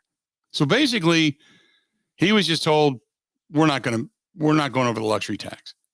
And in hearing that, in reading that, on one hand, I get it.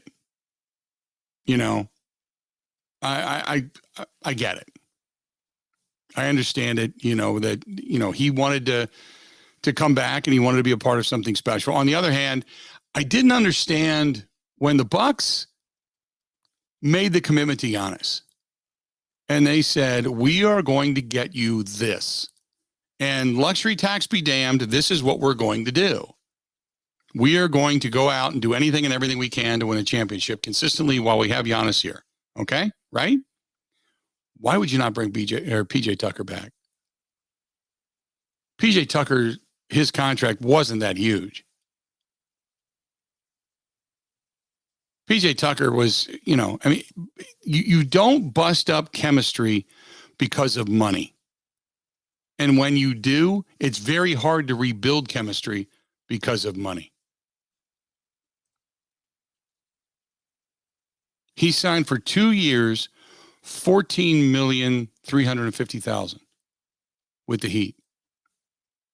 So basically 7.185 or something crazy like that, or 7.717. 7.1 a year, almost 7.2 a year million. Come on. You just won a championship. What are you doing? Why are you doing this? And I know there's Bucks fans out there that are hardcore that say you didn't need them. Don't need them. No big deal. But there is something to be said for chemistry, and you don't mess with chemistry. You just don't do it. All the time you hear about guys talking about, general managers talking about, we've got a great locker room. We've got a great clubhouse. That's one of the first things that's with any team that's winning. That's one of the things that are said first. Boy, this year, Rodgers has said it. When he felt like things were coming together, it was when the locker room all of a sudden became one. And everybody was loving everybody. Everybody was just enjoying coming to work. It was fun. You pushed each other to get better. I'm not saying that the Bucks aren't like that now. That's not what I'm saying. But what I'm saying is you took the chemistry you had coming off of a championship run and you changed it. And sometimes when you do that, you can't then turn around and go, okay, we're going to do the exact same thing, but we're going to do it different. Because sometimes you can't do that. It's tough to win year in, year out. I agree with that. But sometimes you just don't change that chemistry. 877-867-1670. Like I said, coming up here a little bit later on, we're going to hear some from inside the locker room last night. And we'll get into all of that discussion and hear about what some of the Bucks had to say and Coach Budenholzer had to say after the loss last evening and getting ready for game 3 back here at the Fiserv Forum coming up on Saturday. This portion of the program brought to you by our friends at New Mail Medical, treating guys with ED all over the state and beyond the borders. And if you want to give them a call, 414-455-4451. That's 414-455-4451. They have got some new procedures. Specifically, some new capability, I guess is the best way to put it, when it comes to the weight loss, testosterone replacement and things. I was just over there the other day, and they were kind of explaining some of the things to me. A lot of new innovations, a lot of new ability to help yourself. So you can't do anything if you don't call. 414-455-4451, 414-455-4451. That's the New Mail Medical Center. You can't do anything if you don't call. For all their locations, 414-455-4451. Again, 414-455-4451. Coming up next, we're going to go ahead and talk some Milwaukee Admirals hockey and some NHL hockey. Our buddy Aaron Sims from the Admirals going to join us next on the Bill Michaels Show. Ready? This is the Bill Michaels Show on the Wisconsin Sports Zone Radio Network. The Indy cars are running. Get your ticket to see them scream around the road course in Elkhart Lake, Wisconsin. For event information, go to roadamerica.com. That is roadamerica.com.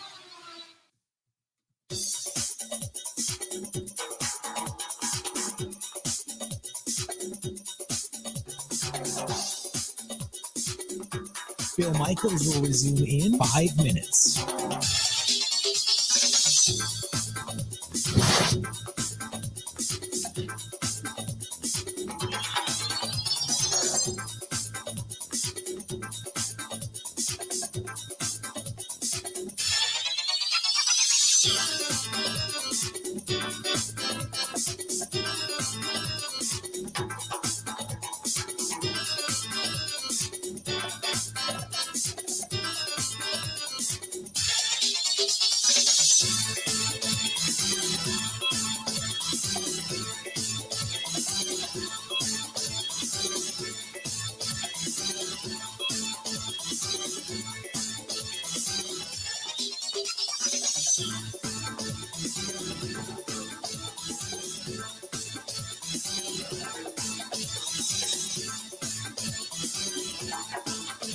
Bill Michaels will resume in 4 minutes.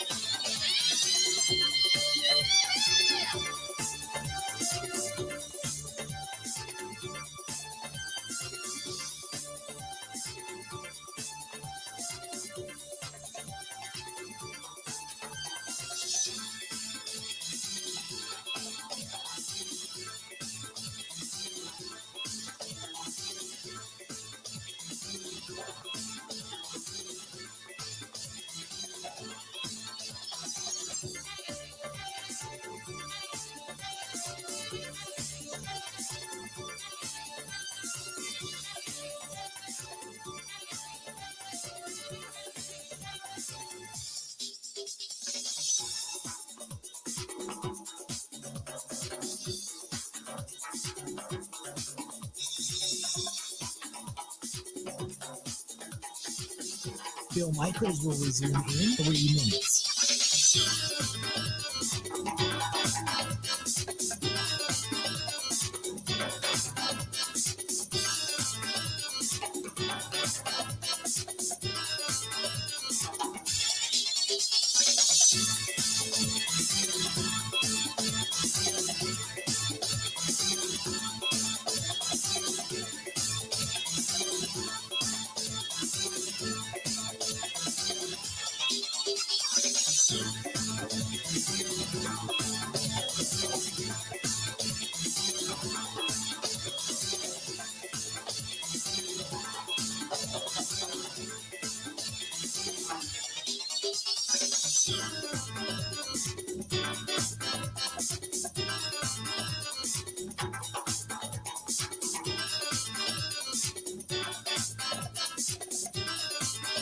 Bill Michaels will resume in 2 minutes.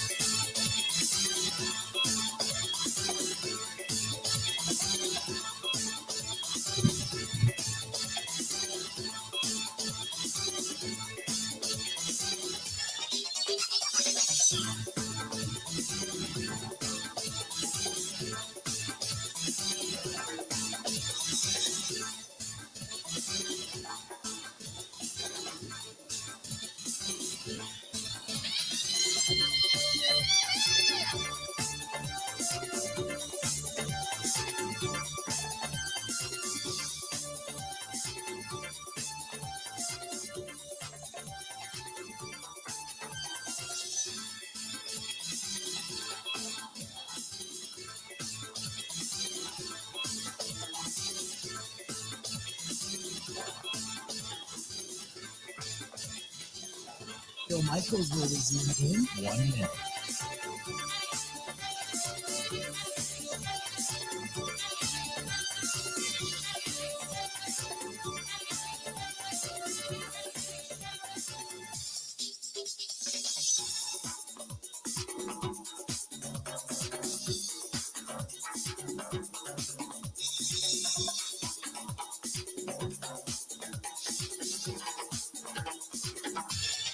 Bill Michaels will resume in 30 seconds.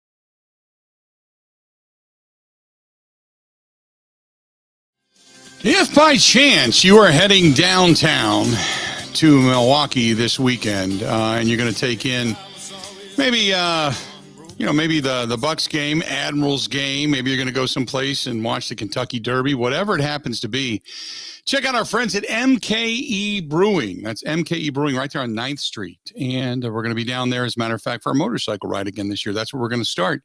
And they've been great to us, but I had a few of those over the weekend, as a matter of fact. I had some outboards and enjoyed some of those, some of the classic ones for summer coming up. But stop into MKE Brewing. They do beer tastings. They do brewery tours. There's the rooftop patio. I got to think we're only, if not this weekend, then weeks away from this thing opening. Their rooftop patio is beautiful. It overlooks the Fiserv Forum just a block away, and it's really cool. It overlooks the skyline of the city. So head down to MKE Brewing, 9th Street, downtown Milwaukee, and enjoy yourself some beverages. And Bottle House 42 is right next door. And they'll get you all kinds of fine food in there. And they have TVs and such everywhere. So if you want to go in there and catch the game, you can even plant yourself on one of the stools and hang out for a little while. But that's MKE Brewing, downtown Milwaukee on 9th Street. Thanks to them for being a part of the program, as always. Let's do this because we got to talk some hockey. We got to get into some hockey chatter. Our buddy Aaron Sims, the voice of the Milwaukee Admirals, joining us on the line as we are now into the postseason hockey portion of the season. Aaron, how you been, man? I'm doing great, Bill. Great to talk to you. It is the Manitoba Moose coming to town, and I want to talk about this team specifically. They started off on fire, had a few bumps in the road, but I firmly believe that a couple of years ago when COVID hit, this team was on its way to a Calder Cup. Give me the lowdown on this team heading into the postseason now. Yeah, the Admirals really felt like they had something special a couple of years ago, obviously, and COVID hit, and it didn't get the chance to play in the tournament. Not that they would have won the championship, but they just want to get to the dance and see what happens. And a lot of teams, I think, felt cheated that year. So now we fast forward after not playing last season because of COVID restrictions. The Admirals back at it. They started the first game of the season, they were lights out, but then they go 5-12-1, 16 new players trying to establish trust with the coach, all of this stuff. Things are not going well. It was a struggle, but after December 1st, the team played at a pace of about .655 winning percentage, finished third. They wanted to finish as high as they could in the Central Division, and found some young players, found some key players along the way. And it's a guy like Cody Glass, former 6th overall pick by the Vegas Golden Knights. He's come back from an injury a couple of years ago. He's getting back into shape, into position. And I don't think we'll see him after this postseason run. He's been magnificent. It's going to be a fun series. I'm looking forward to it. Against Winnipeg, against Manitoba, I should say, this year, the Admirals won 5 out of the 12 games. Very tight series. The 2 losses were in overtime, so it's gone back and forth. The Admirals won 3 of 6 in Winnipeg, 2 of 6 in Milwaukee. So it's going to be exciting. It's going to be tight, and I can't wait. I mean, first time we've had playoff hockey in 3 years, so I'm excited for it. So I completely agree. I look at the season series. You're right, and they did not win the season series, but they had some hard fought games, some overtime games. In the postseason, it's not usual where you see the fights and then a hockey game breaks out. It's just the opposite. You have a hockey game and everybody tries to control themselves because it can have ramifications down the stretch. Are these two teams extremely physical with one another? Yes, they are. And, the way it played out this season, because teams are trying to, teams are concerned about costs. So the travel was not like it has been in the past. The Admirals played Chicago 14 times this year out of 76 games. They played Manitoba 12 times out of 76, Grand Rapids 12. So you ended up developing rivalries no matter what, because you saw the same teams over and over again in the American Hockey League. That's not exclusive to Milwaukee or the teams I mentioned. That's just how it went this year, as teams were concerned about losing even more money coming off of really not doing anything the last couple of seasons. So the schedule was a lot tighter. The Admirals only played 8 teams out of the 31 in the American Hockey League, the Admirals being the 9th team, I guess. So didn't play 22 teams this year. And again, that's not exclusive to Milwaukee. So they developed this hatred and this rivalry and this nastiness. And we saw a fight in the NHL in Calgary and Dallas. And I love what Darryl Sutter said. He's the head coach of Calgary. He says, that's what we want. We want physical play. We expect physical play. We expect emotional play. And I think you're going to get that in this first round series. I think it's going to be a whale of a series. I can't wait. I can't wait. So let's do this. I want to go to the NHL because we've got a lot of NHL fans as well. So last night, everybody's talking about the Penguins and the Rangers game. Late in that game, Rangers, at least what they thought scored was the winning goal, and instead it gets wiped off the board. Goalie gets pushed out of the way, mainly due to his own guy, his own defenseman, shoving a Rangers player into him, then taking the goalie out. Was that the right call? Yeah, it's hard to justify. I'm not a fan of referees anymore, Bill. I guess let's go there. When they make a call and it goes to video, it's hard to argue. Anytime a goalie gets bumped, it's hard to argue. That's just the way it is. It's like hitting the quarterback.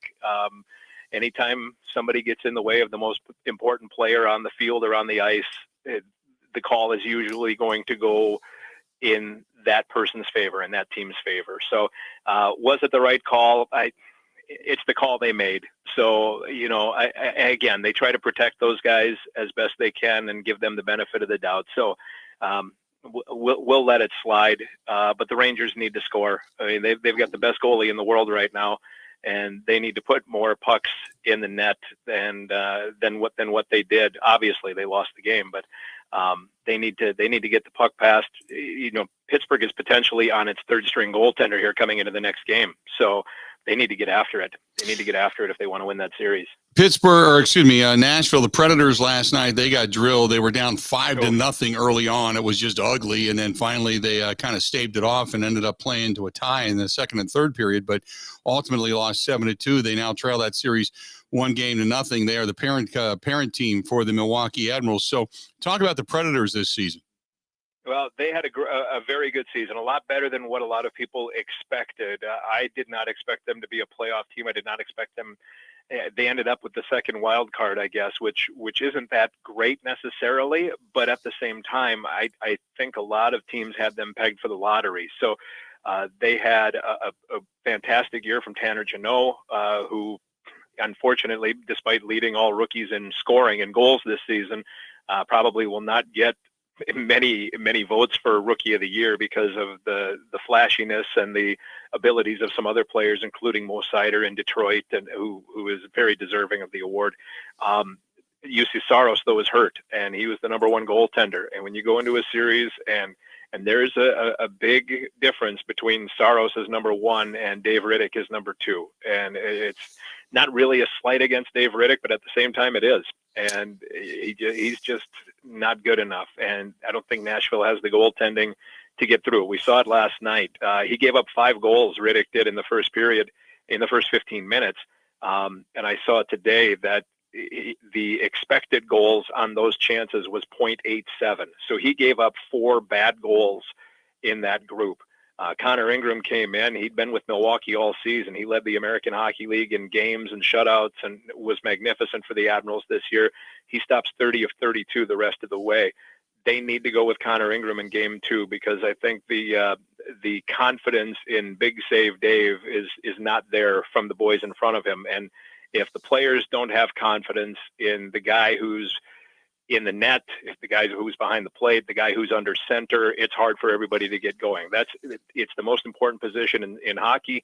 And if there's no confidence in that guy, the rest of the team just can't perform. It's as simple as that. That being said, Nashville needs to be a lot better up front too, because Colorado is a great team. Colorado is the favorite. Colorado flexed its muscles last night and proved why it's the favorite. But Nashville needs a better showing up front, but they also need to get some saves from the goaltender, which they did not have last night. Over in the Eastern Conference, it's the most bizarre thing, but the teams from Florida seem to be the best. The Panthers and the Lightning, both teams unbelievably good. Tampa Bay trying to grab themselves another Stanley Cup. In the meantime, you've got over out west where a lot of people fell in love with the Golden Knights in their first year, and they win a Stanley Cup. They get eliminated from postseason action.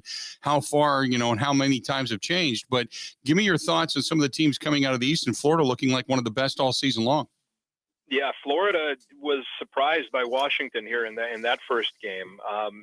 They got a great performance from Sergei Bobrovsky, and that was a question for them. Like, Florida had the most goals per game in the National Hockey League. They can score. They do a lot of great things, and the goaltending has stepped up. At least it did in the postseason here. Bobrovsky was tied for first in wins with Vasilevsky of Tampa. But the question was, could Sergei Bobrovsky be the goaltender to lead them to a long playoff run? He'd had a couple of down seasons since signing a huge free agent deal in Florida. He looked great. They just didn't get the job done. Florida was 39-0-1 this year when leading after 2 periods, and they ended up losing. They were up 2-1 after 2 periods. They ended up losing 4-2. So I'm a little surprised. I still think Florida comes back. That being said, it's been proven over the years, the winner of the first game in the first round of the playoffs wins 69% of the time over the last couple of years. So it needs to game 1 win is a big deal. And now shifting to Tampa, that being said, they've lost the first game 3 times. They've won 3 series the last 2 years. Let me be straight on this here. They've won 3 series the last 2 years when they've lost the first game. So I'm not worried about Tampa, and I still think Tampa's king of the hill. Like, you have to push Tampa off. They're the 2-time defending champion.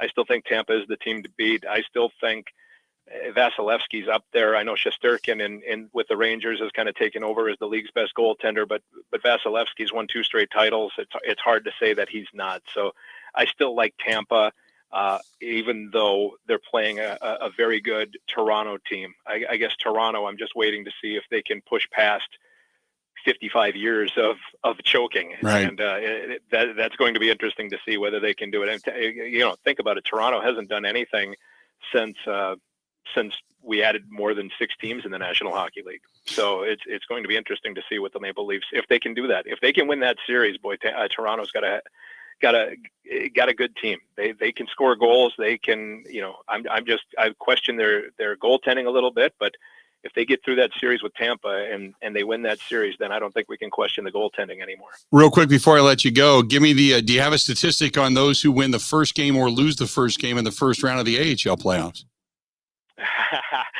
I don't, because it's so strange.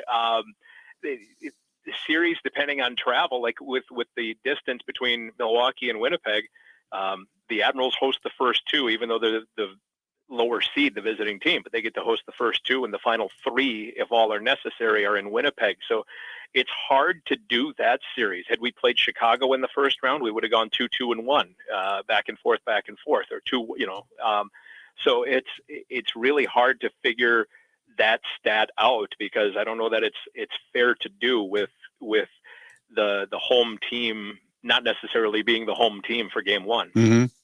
Always great to talk to you, Aaron. I certainly appreciate it. Look forward to talking to you more down the stretch, and especially if they end up hoisting a Calder Cup. Tell Woj, I've been trying to get a hold of him. We need to be down there doing the show. We need a show down there like before one of the playoff games. If you guys advance, we want to be there before game 1 of the second round of the series. So let him know. Awesome. I've been trying to get a hold of that man. He's like the wind, man. He's always gone. I will do. Yeah, Friday night at home, Saturday at 6 at home at Panther Arena, and you're down there for the Bucks. Come on over and see us after the game on Saturday. Hopefully we see 2 wins back-to-back downtown Milwaukee. Good stuff, buddy. We'll talk to you soon. There we go. Thanks, pal. Take care. Thanks so much. There you go. Aaron Sims, the voice of the Milwaukee Admirals and a hockey enthusiast through and through. You can find him on Twitter at AaronAdmirals.com, at AaronAdmirals. You can find him over there on Twitter and say hi to him, but go to MilwaukeeAdmirals.com. That's MilwaukeeAdmirals.com and grab your tickets because playoff hockey action begins on Friday night downtown. Stay tuned. More of the Bill Michaels Show coming up.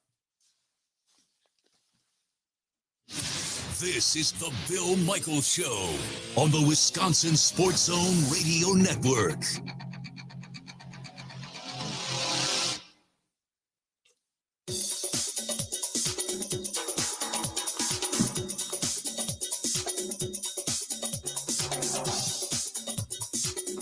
Bill Michaels will resume in 3 minutes.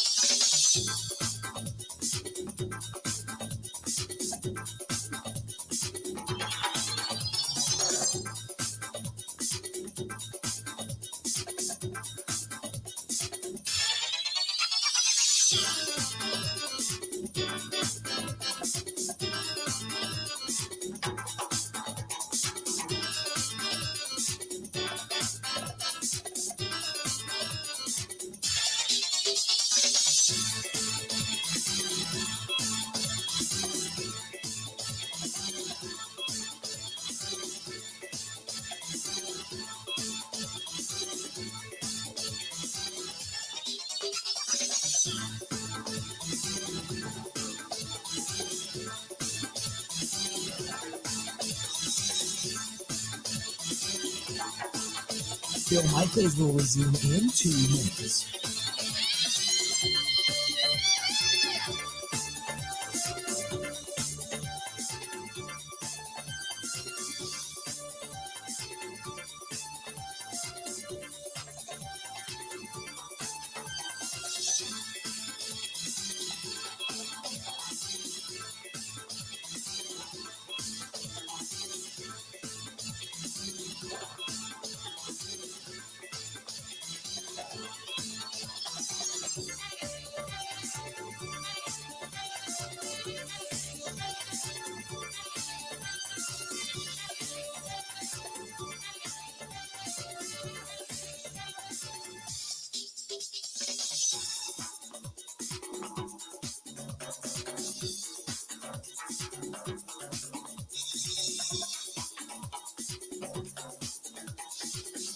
Bill Michaels will resume in 1 minute.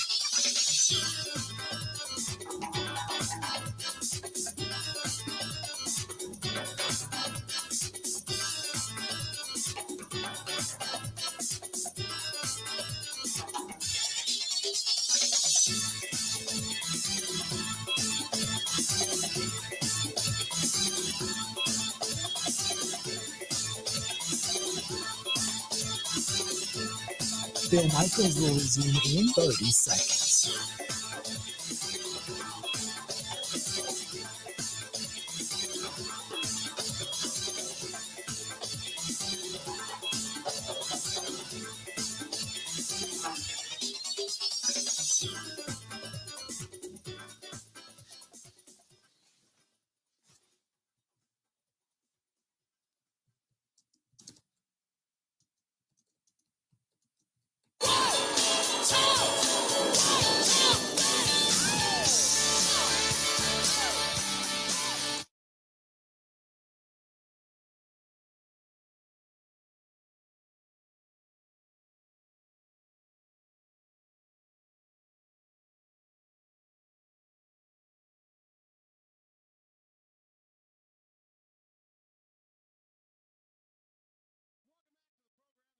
Show. We continue on and brought to you by our good friends over there at Stenny's. If you're going to go downtown this weekend, maybe you want to take a shuttle over. Whether it's the Brewers game tonight Maybe tomorrow during the day. How about the weekend? If you're going to head over to a UW Panther Arena to catch the Admirals, the Bucks, or you're just going to go someplace and watch the game. That's our friends at Stenny's. Go to 2nd and National and Walker's Point and stop in, tell them we said hi. But you can also take the shuttles to the game. Stop in before and after and have yourself some great wings. The Bill Michaels garlic cheese bread, one of the best Bloody Marys you're ever going to put in your gorilla. And you can catch all the games there as well. So stop in and see our friends over there at Stenny's, 2nd and National, Walker's Point. And tell them we said hi. So Bucks coming up this weekend. Obviously, you've got Admirals hockey, but I want to talk some Brewers baseball as well. Brewers get a nice win yesterday. Brewers right now, when you look at the record, obviously, the Brewers right now up in the standings, and obviously we talked a little bit about the schedule yesterday, and it's not an overly difficult schedule throughout the month of May. They are 16-8, 2.5 games now up on the St. Louis Cardinals. But more so, you look at the remainder. Pittsburgh is 9-13. Chicago 9-14. The Cincinnati Reds, the meme that went up today that I thought was interesting coming out of that town was that Joe Burrow in 1 month had 4 wins. And in 1 month, the Cincinnati Reds can only muster 3. That's how bad Cincinnati is. Tyler Mahle, and I mentioned this earlier, and I apologize for not getting to it. Tyler Mahle, if you ever face him again, and then the Brewers are going to face him, obviously. This guy, he can't throw, and they are right now the Reds fans. When you look at the pitching coach down there, Derek Johnson, who used to be with the Brewers. He took Lee Tunnell down there with him. Derek Johnson is taking all kinds of heat. Remember, Derek Johnson was this whisperer, and rightfully so, because he had a ton of success here in Milwaukee. And when he left and didn't kind of want, it's interesting. So this is the quandary I have, because Derek Johnson and Lee Tunnell were considered these like bullpen whisperers. Okay. Pitching whisperers. They had all the technology. They had all the thought and all the insight and all the stuff that they did. And there was we're not seeing eye to eye with David Stearns and Craig Counsell and such. I don't know what the inside scoop was specifically, but they didn't leave on the best of terms. They were basically told, philosophically, we're going to go ahead and make a change. And when that happened, with all the success that the pitching staff had, I was like, wow.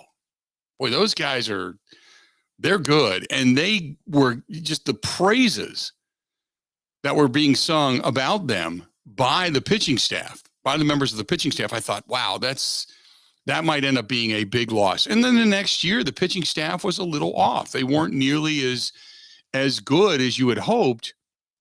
And they eventually morphed into being a pretty good staff. And you thought, okay. And now you look at it and you got the development of Woodruff. You got the development of Freddie Peralta, the development of Corbin Burns. Josh Hader has basically been completely lights out. You talk about some of the guys that they brought along, and it's really turned into a good pitching staff. And you wonder, was it the coaches or is it the system?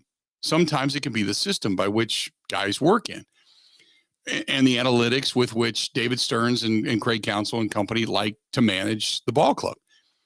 Now you fast forward. Derek Johnson in Cincinnati is absolutely positively taking a beating.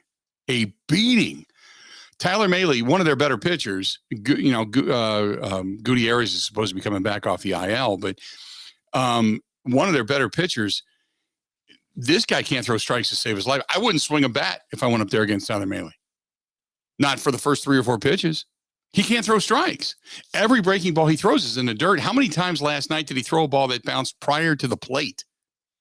And he ends up yesterday in that contest. He, between the Brewers and the Reds, he ends up throwing over 90 pitches in 4 innings.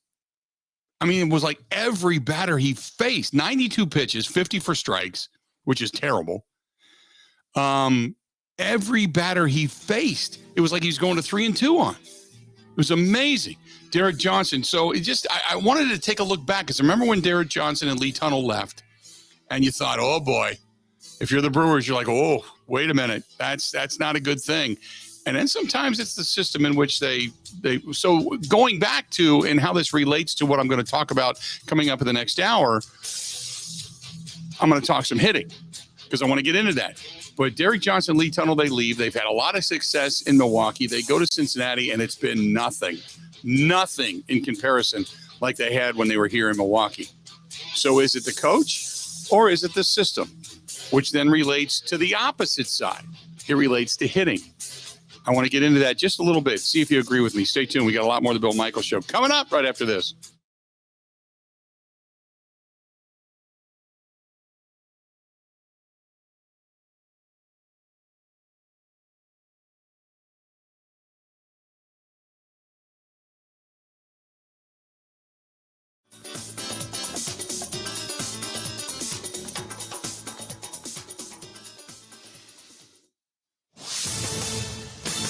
This is a Wisconsin Sports Zone update. Well, the Bucks and Celtics series is tied at 1. That's after Boston blew Milwaukee out last night, 109-86. Jaylen Brown had 30 to lead the way for the Celtics. Giannis Antetokounmpo, 28 points, including 23 in the second half.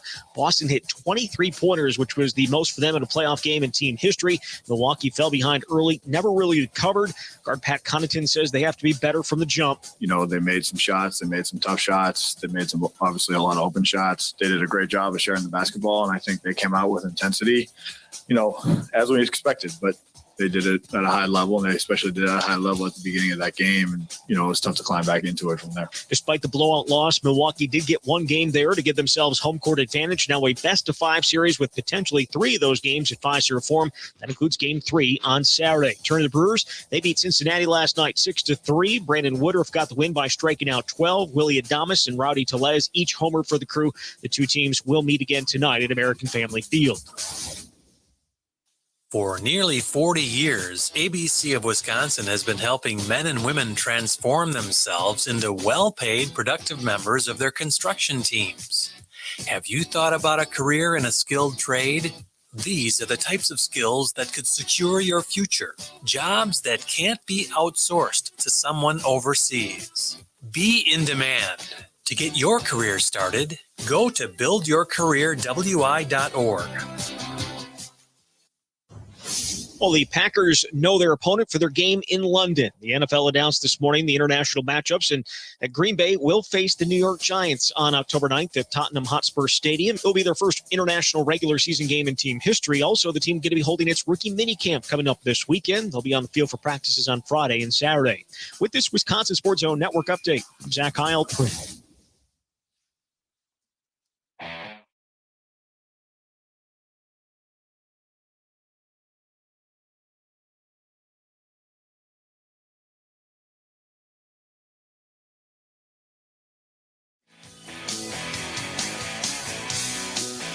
Hour number 3 of the Bill Michaels Show. We continue on this beautiful Wednesday. Beautiful weather. Good stuff. Hopefully it just continues to get better come next week. I guess tomorrow is supposed to be craptastic. Friday, not much better. The rain ends on Friday night into Saturday morning. And then after that, it finally starts to clear out. If your grass is not up to your knees by now, I'm sure it's probably getting close. Some point this weekend, maybe get out and get my yard mowed before it's too late. Holy mackerel. There's going to be all kinds of large farm animals growing in my yard because I'm not going to be able to see past my hips. Nevertheless, this portion of the program brought to you by our good friends over there at Skipper Buds, which also next week is supposed to be in the 70s and 80s, or at least creeping up on the 80s, depending on where you're at in the state of Wisconsin. Think about the summer. Think about getting out on the water, thinking about the sunshine, getting a tan, feeling good, relaxing, maybe taking a little cruise, little evening cruise, that type of thing. Yeah, good stuff. Go to Skipper Buds. They have a huge selection in stock as boats continue to roll in, both new and used, continue to roll in. And you can see for yourself everything that they have to offer. Call our buddy Todd over there at the location in Pewaukee, 262-544-1200. They continue to get a big selection in as well, and their service department is awesome. 262-544-1200. That's 262-544-1200. Get a hold of Todd. He's our good guy over there at Skipper Buds, or go to skipperbuds.com to see everything that they have to offer. So I was mentioning Derek Johnson. Now think about this for a minute. And I want to go to the screams last year to fire the hitting coach for the Brewers. Okay. Fire the hitting coach. And then this year they started off slow. And there were calls again. Here we go. They hired 2 coaches to do the job of one man. Those 2 guys, they can't get it done. You got to fire the coaches. And I'm a big proponent of sometimes you got to blame the player. You got to take a look at what the player's doing and how they're going about their business and what's ailing them, so to speak. But I look at Derek Johnson and Lee Tunnell, who had so much success pitching-wise in Milwaukee. Starting rotation and bullpen. And when they left, there was, I don't want to say concern, but for lack of a better adjective, let's call it concern. But the players loved him. So I thought, boy, these guys got to be doing something right for the players to speak so highly of them. Character-wise, and I know that there weren't always really good agreements when it came to pitching and the use of pitchers and such between Derek Johnson and Craig Counsell and David Stearns. And Derek Johnson let a few things leak out once he got into Cincinnati on his way out the door. And you kind of went, there's something in place in Milwaukee that David Stearns has that then matriculates down to the manager, that then is matriculated out to the rest of the coaches and the way they go about their business. Okay. Derek Johnson, Lee Tunnell, not right now in Cincinnati, they're awful. Now, granted, they've let go of the likes of guys like Sonny Gray and such. Okay, they just let them go, and they weren't going to pay him, so off they go. And so some really talented pitchers have left, but the development within the organization has not been anywhere near what they had hoped. Now I fast forward and kind of take a different approach to the Milwaukee Brewers. Hopefully you're staying with me on this. Do you look at the Brewers' offensive problems now the way maybe Reds fans are looking at the problems in Cincinnati? Maybe the system, and I don't know, I couldn't honestly tell you what the philosophy is or the system is in Milwaukee, but when things begin to go wrong offensively and they stay stagnant, can you really blame the hitting coach anymore? They've gone through numerous hitting coaches. Can you really blame the hitting coach anymore if things aren't right? Could you maybe look at it and say, while the system, the institution itself is so good when it comes to pitching, which, pitching is everything in Major League Baseball for the most part. And that's what you want. So you're so glad that part of the system is working right now. They're developing guys within their own system.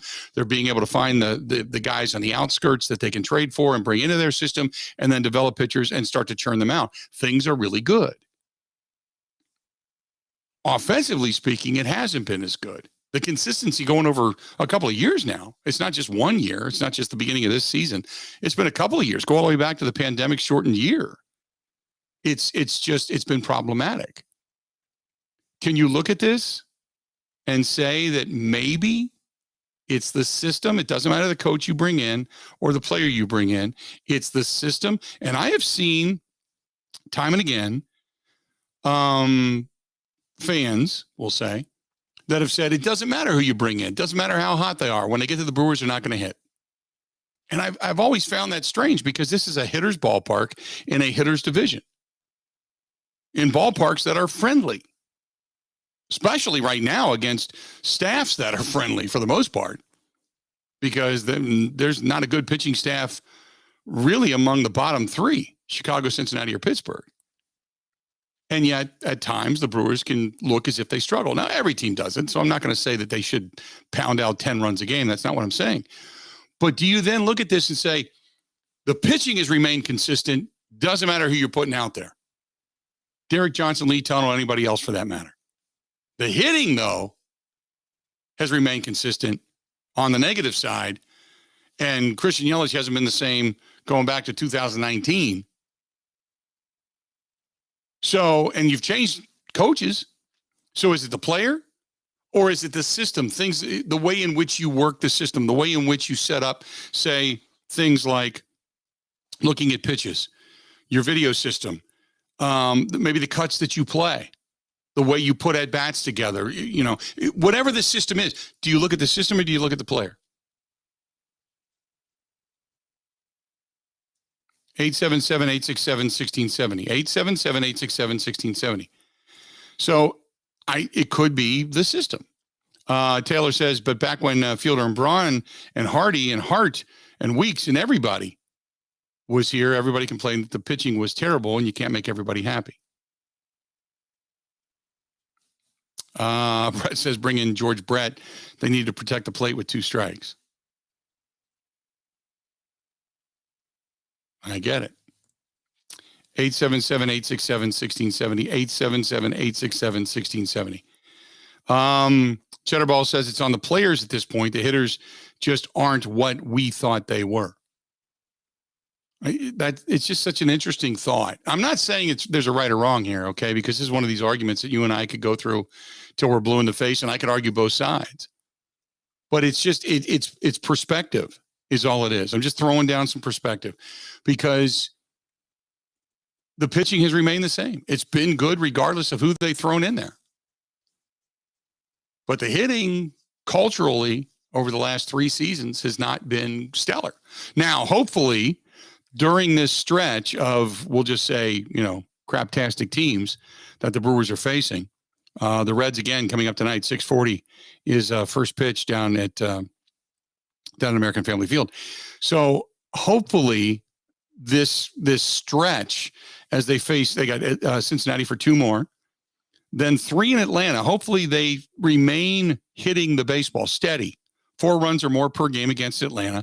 Then they have Cincinnati again before they then travel to Miami. But hopefully this stretch against bad teams like Washington, like Chicago, as you go on, this all remains where the Brewers continue to hit. And maybe this series or maybe the Pittsburgh series kind of got them off the schneid, and the weather begins to get warmer. Maybe the roof is open. It feels more like daytime baseball. Things begin to head in a positive direction, right? If it doesn't, and they only hit and plate runs and pitch extremely well against these bad teams, is it the system? Is the system? Phil says the Brewers work the count. They are not a swing at the first pitch fastball type of team with grip it and rip it. They have a lineup that is making pitchers work.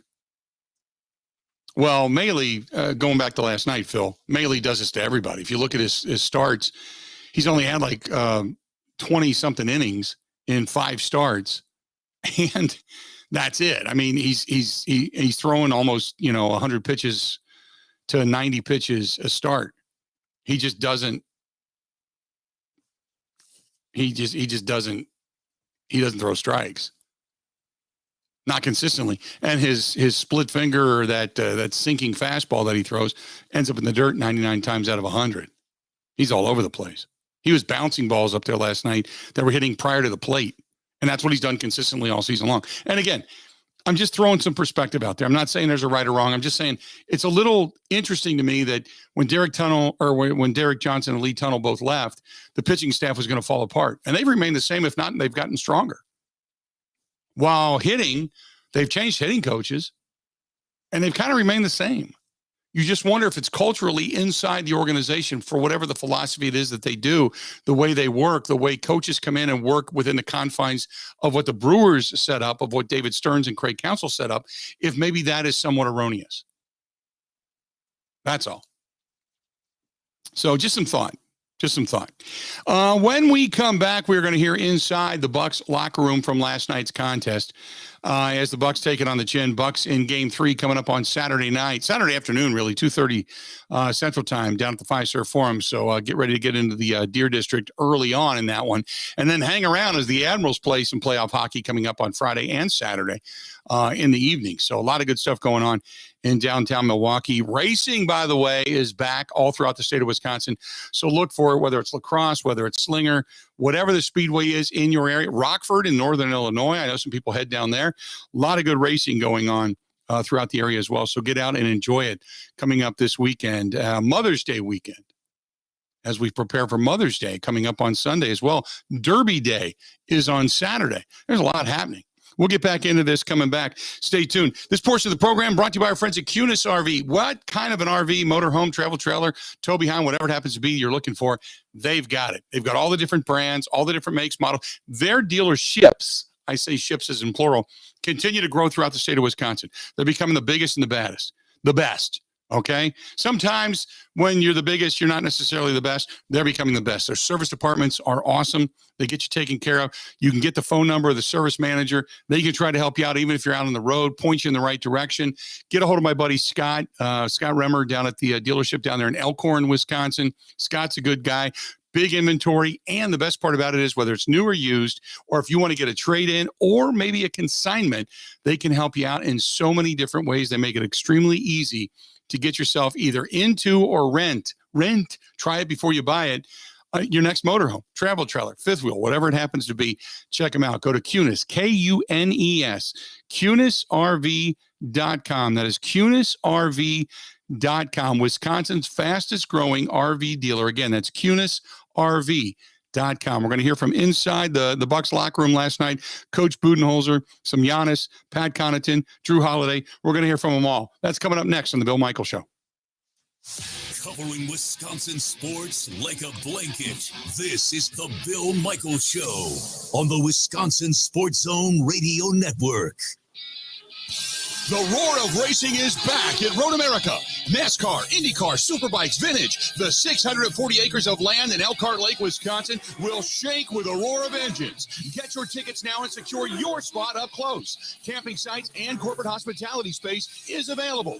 Get your 2022 season pass, individual tickets, and all the info at roadamerica.com. That's roadamerica.com. Road America, America's National Park of Speed.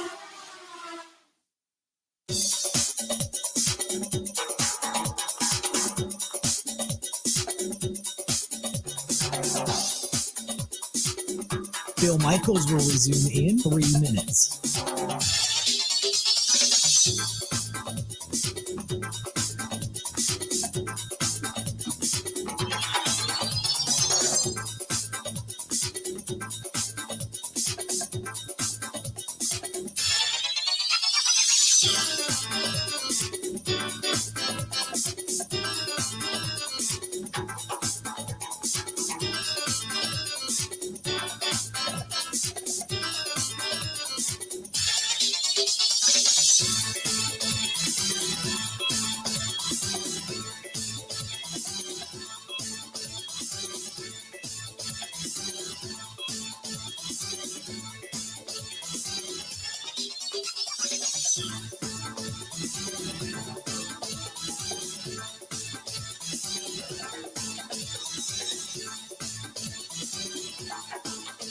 Bill Michaels will resume in 2 minutes.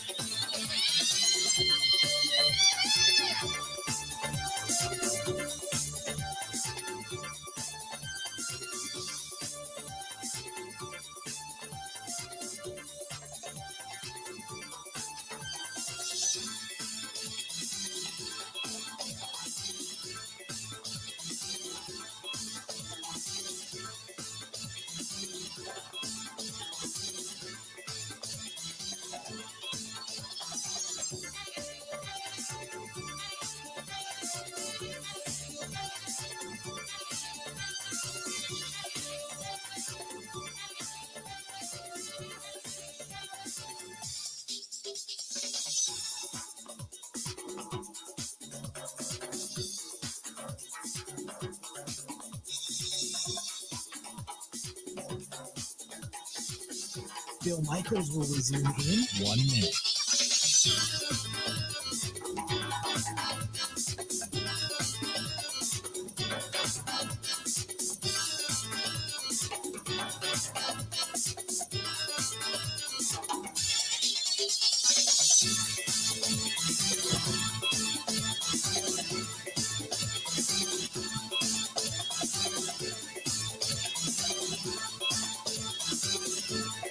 Bill Michaels will resume in 30 seconds.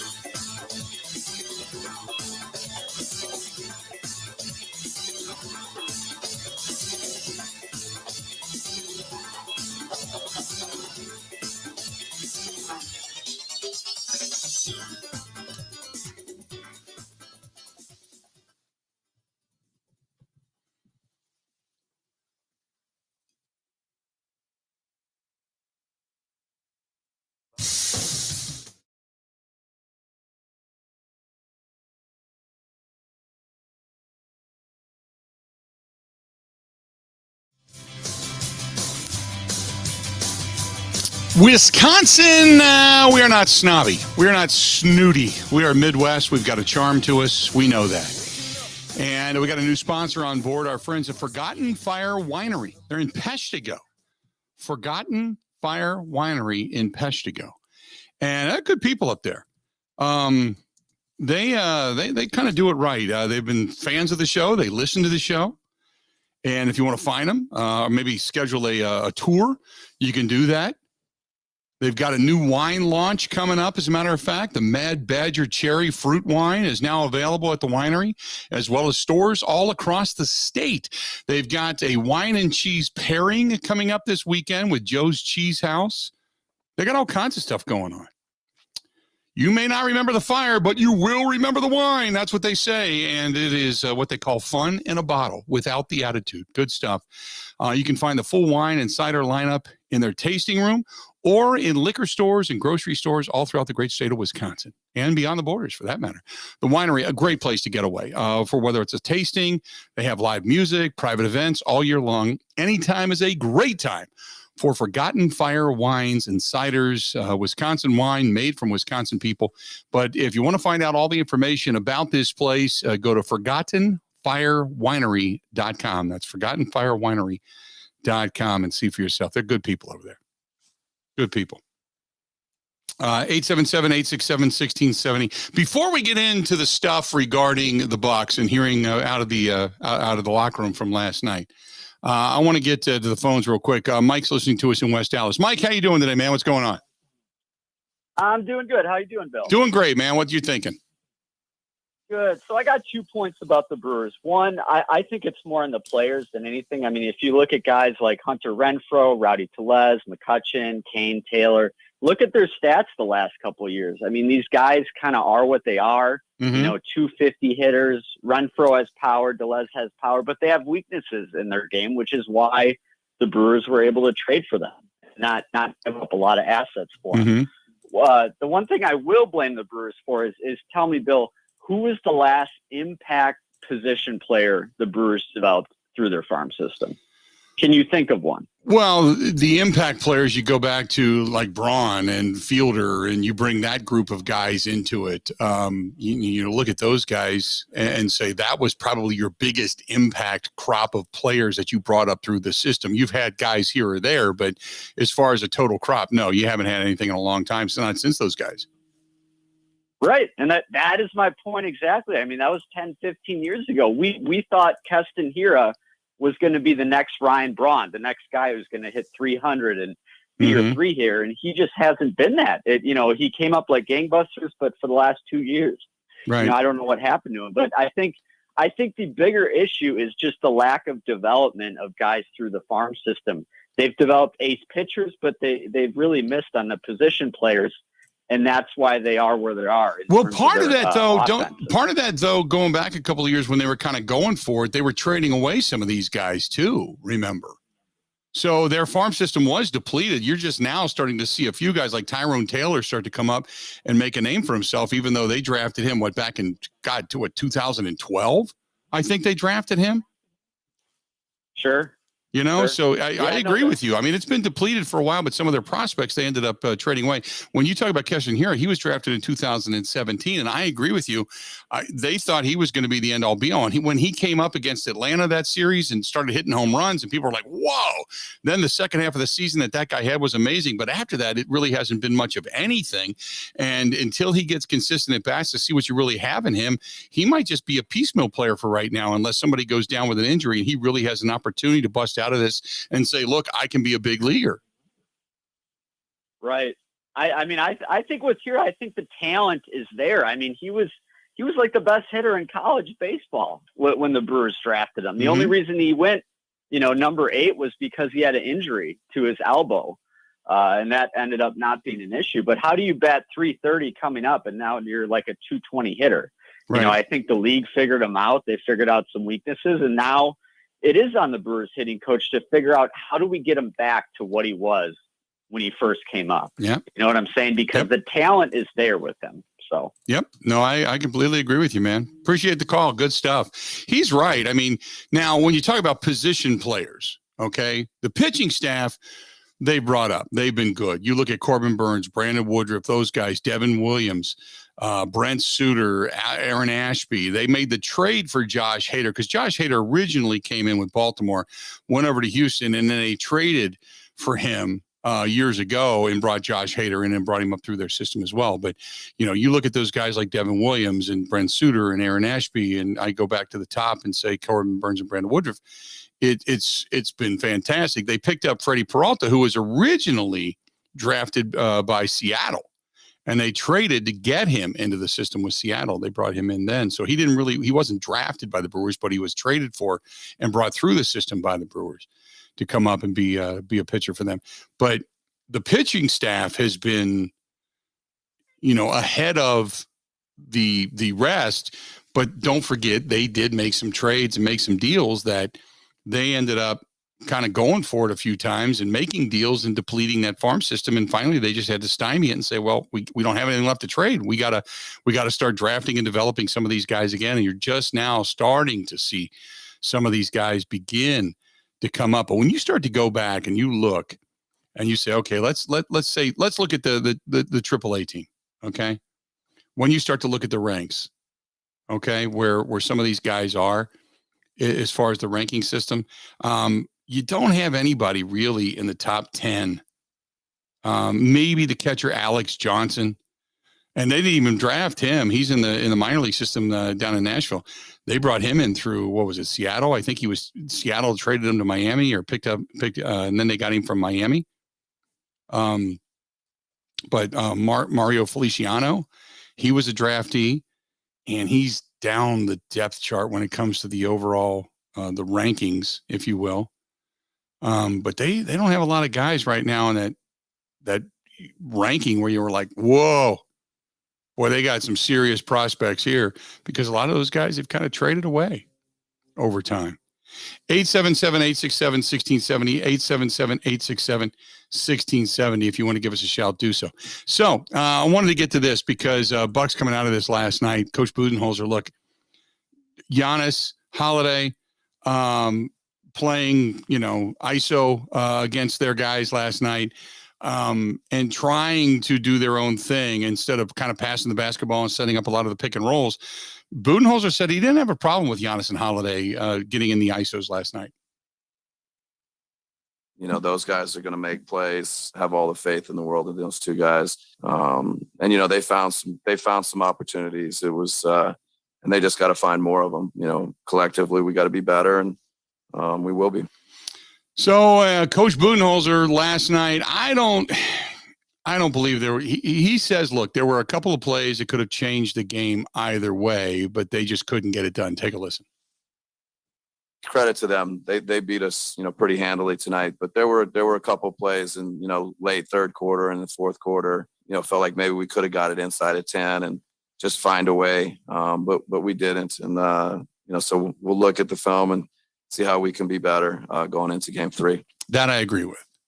I don't necessarily agree that it could have changed the outcome of the game.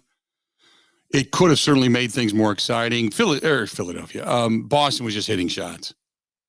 They were just hitting shots. When you don't play defensive on the perimeter staunchly, and the team is hot, it's hard to stop them. You can't trade 2s for 3s consistently. And Budenholzer said, "Look, no two ways about it. They got to defend better. We got to defend, Jaylen Brown better. We got to defend Tatum better. Got to defend the 3-point line better. So what the playoffs are about, it's great. Game to game, the challenge, to be better." So, not to sound like a broken record, but this is something that's been said all season long. When they lose, they've lost because teams can outshoot them. They can hit 3s consistently. Sometimes the Bucks are just off, and you kind of take that into consideration. But, as Budenholzer said just before, he said, look, the bottom line is defensively, they just got to be better. I think staying connected to our shooters and, Giannis and Drew playing some one-on-one, and, we got to, just look at it, see how we can get better, maybe get some more 3s, just score more efficiently. But, they played well. Credit to them defensively. They were good tonight. Now we got to come back and do the same thing. Pat Connaughton last night came out right away and said, look, Boston, they responded like they needed to. And now the Bucks, after getting beat, they need to do the same thing. I mean, we didn't respond to winning like we wanted to. They responded to losing very well. How do we respond to losing at home on Saturday with a home crowd, with Pfizer, in a place where we're comfortable, in a place where, we get adrenaline from the fans? Everybody knew. And I think if you took that game one win and you ran away with it thinking that this was going to be easy, I think you were kind of fooling yourself. Pat Connaughton said everybody knew this was not going to be an easy series. Understand and be aware that, hey, you're not going to skate through the playoffs unscathed. How do you learn not just from losses, but from wins? And when we take that mentality and we make sure that we have each other's back, we stick together and understand that there's going to be adversity throughout the playoffs. It's not something we shouldn't expect. We actually expect it and we want to embrace it. This is one of the things I mentioned earlier, and Pat Connaughton made a note of this, that after the hot start,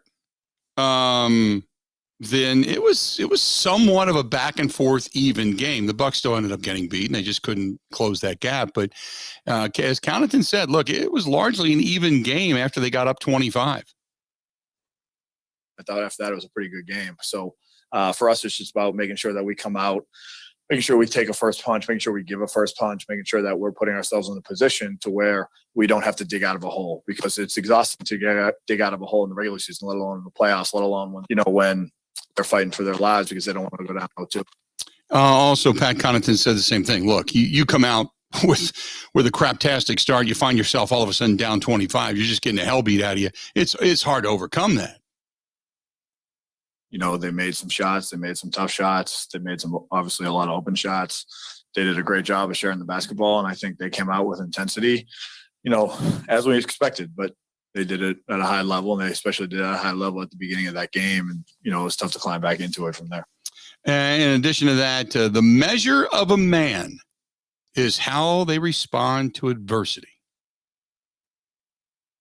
That's, I would say, the measure of a man in general. There's going to be adversity in life. There's going to be adversity in the sport. But I think we got a lot of great guys on this team that when you talk about having a mentality of coming together when adversity hits and making sure that we not just get through it, but we get through it stronger. That's what we'll try to focus our efforts on over the next few days. And then he also said, look, they know what they need to do. Coming into game 3 here in Milwaukee, coming to the Fiserv Forum, that afternoon, the game coming up on Saturday, they know what they need to do to respond. We try to come in and win every game, right? We want to try to find ways to win each and every single game. We weren't able to do that tonight, but it's a series. It's a 7-game series for a reason, right? Now it's a best of 5-game series. And we're fortunate to have 2 games at home coming up. So how do we respond? I think it's even less about where we respond. It's more about how we respond. And then Giannis said, look, this is what basketball is. You got to give and take, and these types of games, Giannis looks at it somewhat refreshingly like, no big deal, but this is what basketball's all about. This is what basketball is about. You're going to make shots, you're going to miss shots. Being human is about feeling emotions. Sometimes you're going to be frustrated, sometimes you're going to be happy. But at the end of the day, you play basketball to make the right plays, make good decisions, find your teammates, make plays. That's why you play basketball. But at the end of the day, I don't, kind of sit down and play that I'm frustrated. I just keep, chipping away, keep finding solutions for myself, my teammates. And I don't remember the play that you're talking about. And then Drew Holiday, as we said a little bit earlier, look, don't read, just like the win, the first opening win, don't make more of the loss than it was. I don't think so. I think we're pretty consistent. Emotionally, for the most part, especially everything we went through last year and being able to kind of read and carry through those situations. I think that even though this is a loss, we also know that we're going back home and we're playing in front of our crowd. So emotionally, I think we're pretty good. So see what happens. There you go. That's coming out of the Bucs, locker room from last night, doing some of the post-game stuff. Hey, when you buy more, you save more. And when you just add a patio door, it's that simple. That's all you got to do. Our friends at Pella Windows and Doors of Wisconsin reminding you can get yourself a patio door, an entry door system. You can get yourself additional windows. They are your hometown team. Home being HOME, like a home improvement, year-round. That's right. Year-round. Pella Windows and Doors of Wisconsin in the dead of winter, in the heat of summer, everything in between, like right now here in spring. Pella of Wisconsin, they're the team to call for energy efficient, made beautiful. That's right. Other people out there, we all know that, and there's some other ones that are going through some real trying times right now because of some of the customer service. Yeah, they sell a couple of lines of windows. Others sell a couple of lines. Pella, they sell 6. 2 vinyl types, an Impervia type, 3 different wood types, luxurious, traditional, contemporary. Oh, yeah, they got it all. Right now, on top of the financing to fit any budget, you can choose up to $2,500 off if you get an installed patio door, and up to $3,000 off for an installed entry door. Don't put it off any longer. With all these good prices and such going on right now, and financing opportunities, and the price of materials rising across the country, don't let this slip away. Call right now for your free FREE, free consultation. Go to PellaWI.com. That is PellaWI.com, or call them 855-PELLA-WI. That's 855-PELLA-WI, and see for yourself what I've been preaching about for so long. Just good people over there. Stay tuned. We got a lot more of the Bill Michaels Show coming up next. Covering Wisconsin sports like a blanket.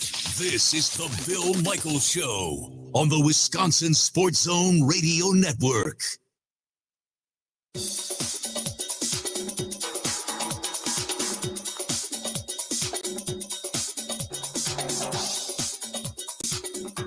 Bill Michaels will resume in 5 minutes.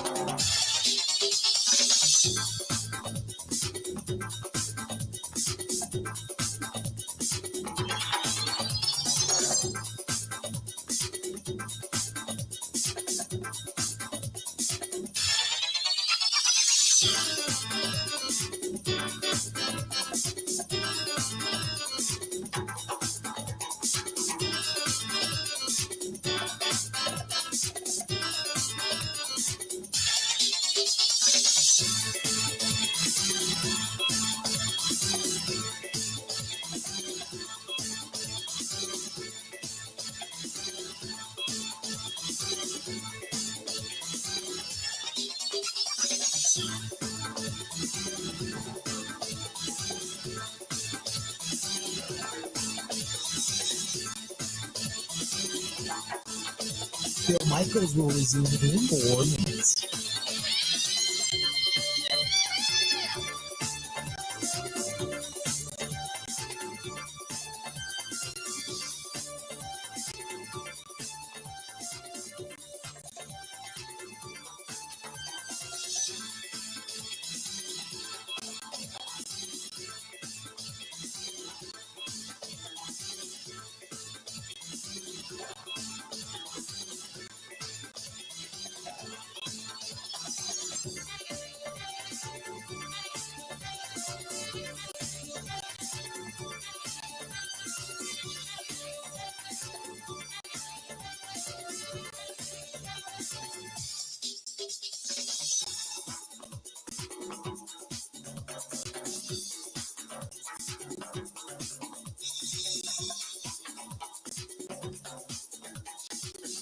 Bill Michaels will resume in 3 minutes.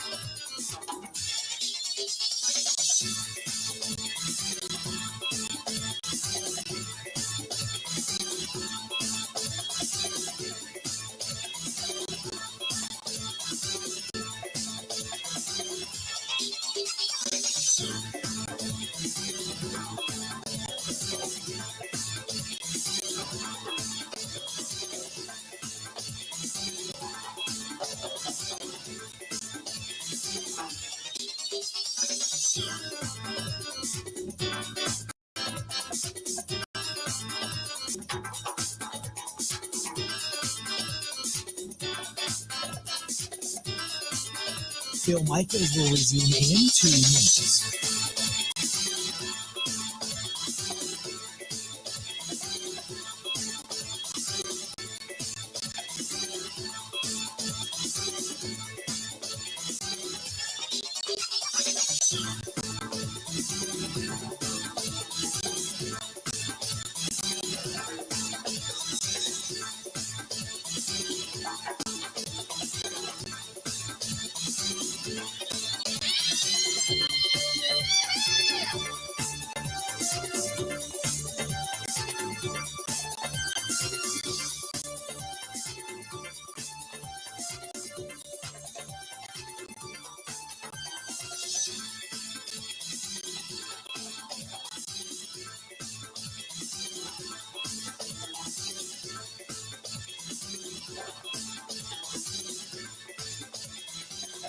Bill Michaels will resume in 1 minute.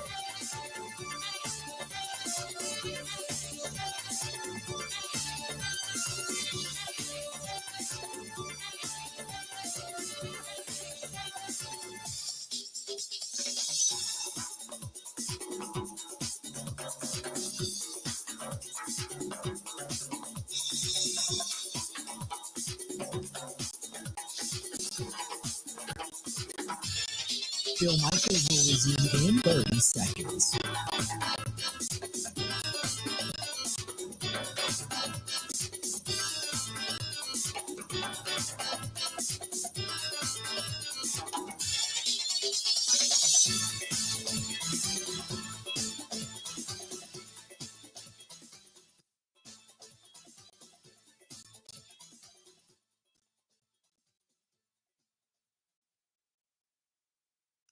You got to hit.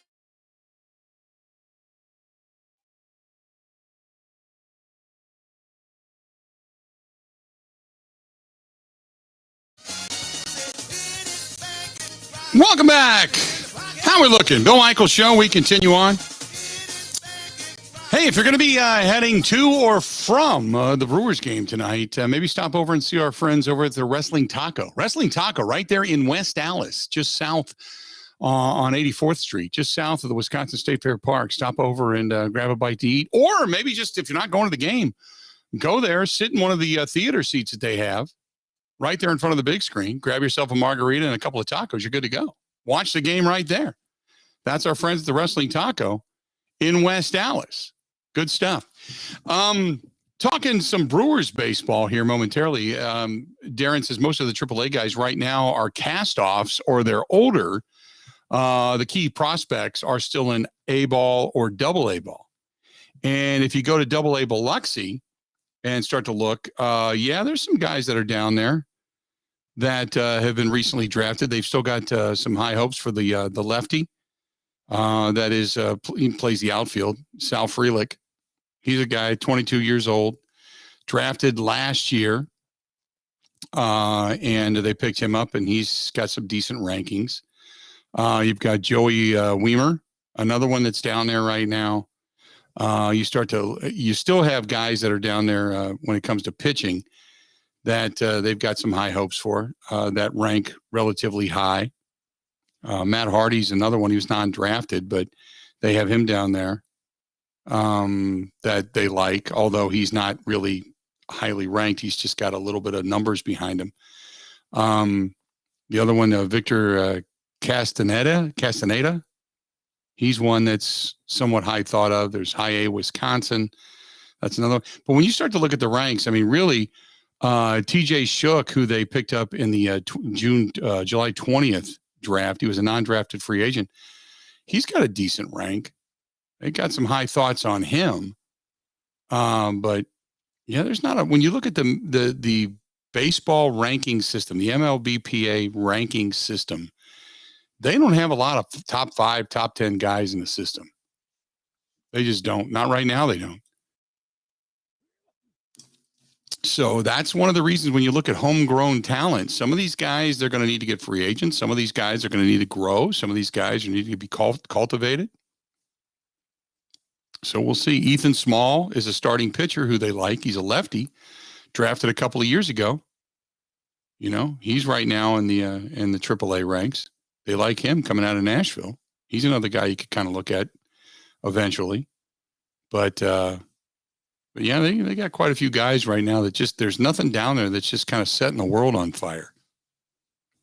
877-867-1670, 877-867-1670. If you want to find us, please feel free to go ahead and do so. By the way, Pro Football Focus came out with the 2022 NFL Draft rookies who landed in the ideal situation at every position. Not anywhere are they listing the Green Bay Packers.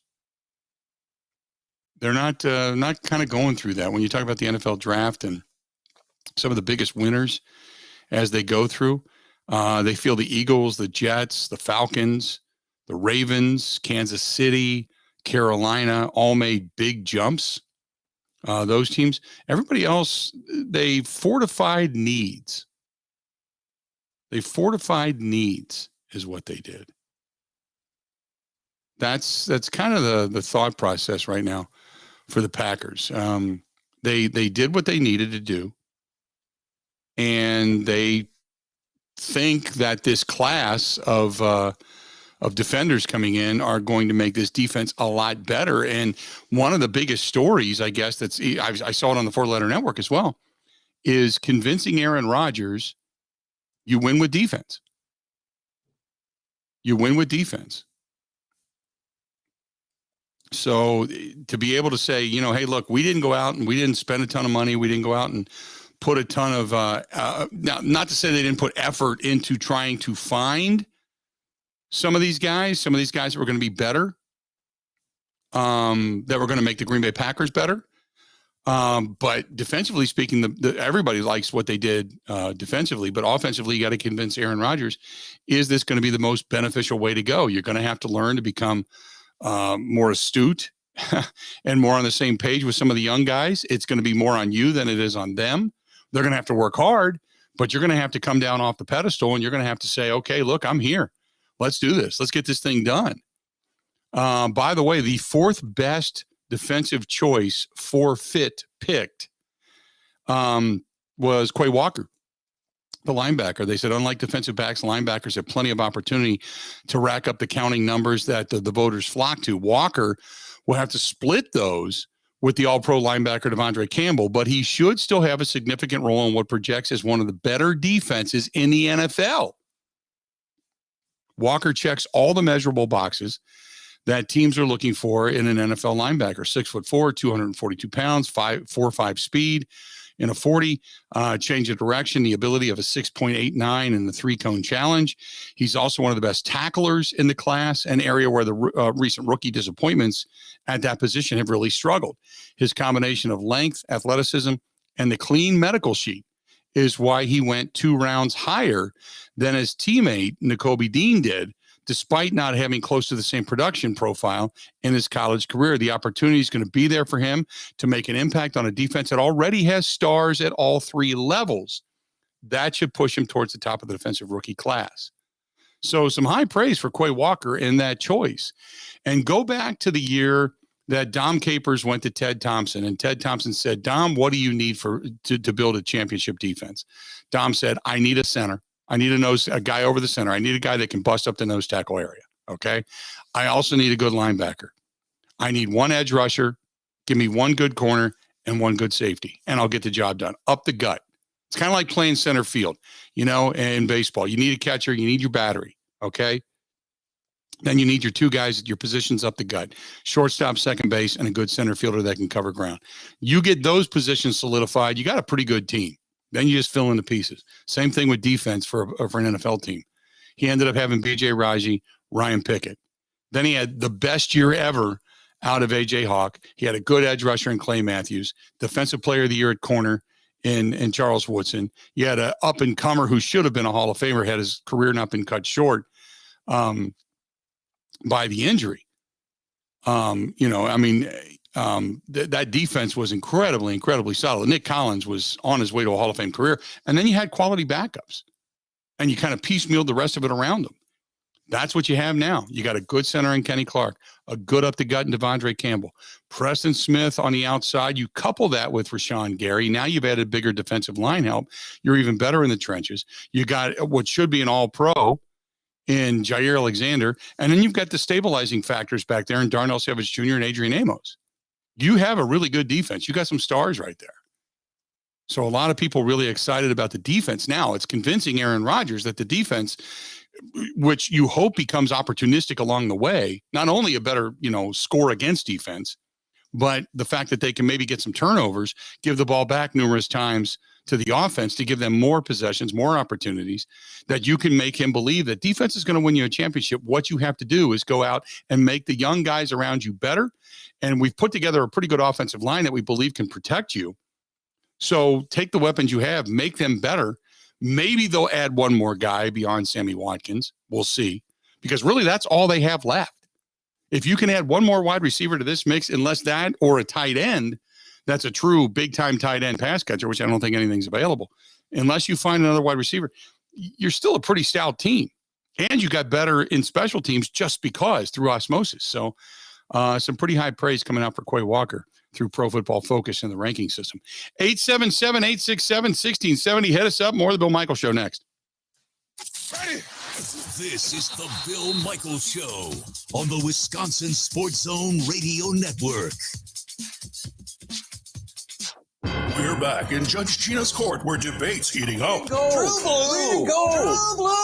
Order. Sorry, Gina. That's Judge Gina, and this case is dismissed. Dismissed? Come on, guys. Wisconsin's home team. Everyone knows it's Pella Windows and Doors of Wisconsin. You got us there, Judge Gina. Can't argue with that. Others sell only 1 or 2 lines of windows, and both are vinyl. Pella lets you choose from an unbeaten 6 window lines, 2 lines of budget-friendly vinyl windows, 3 lines of luxurious wood, traditional to contemporary, and Impervia, Pella's exclusive never rot fiberglass, engineered to be the strongest window material anywhere, period. And there's financing to fit any budget. And now, up to $2,500 off an installed patio door, up to $3,000 off an installed entry door. What's left to argue?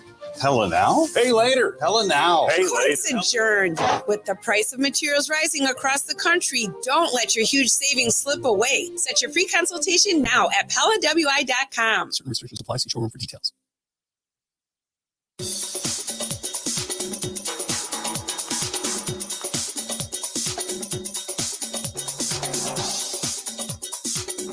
Bill Michaels will resume in 3 minutes.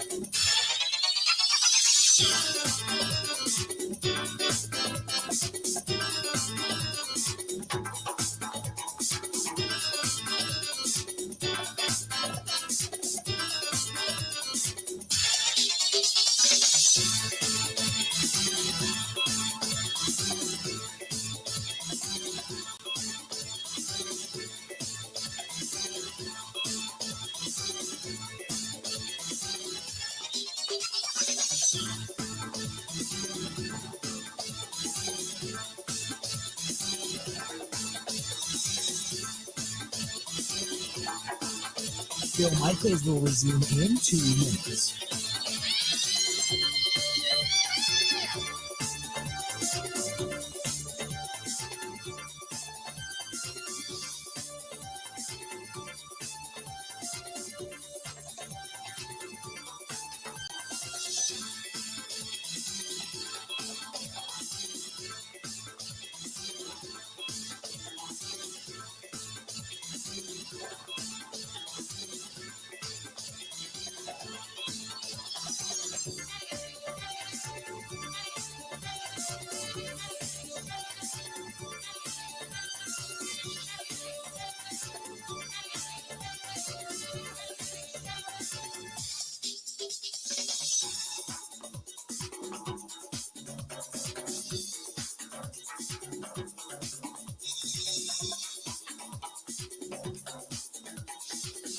Bill Michaels will resume in 1 minute.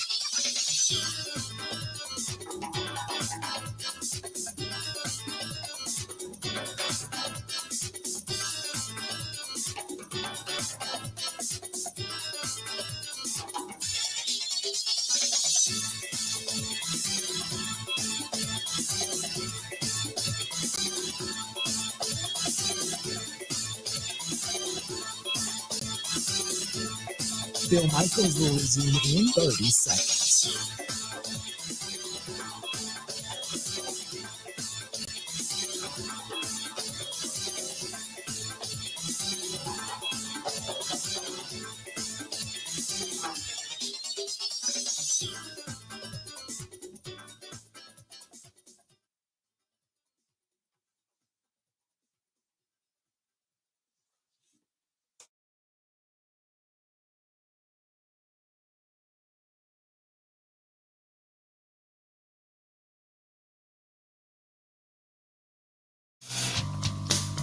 Glad to have you back.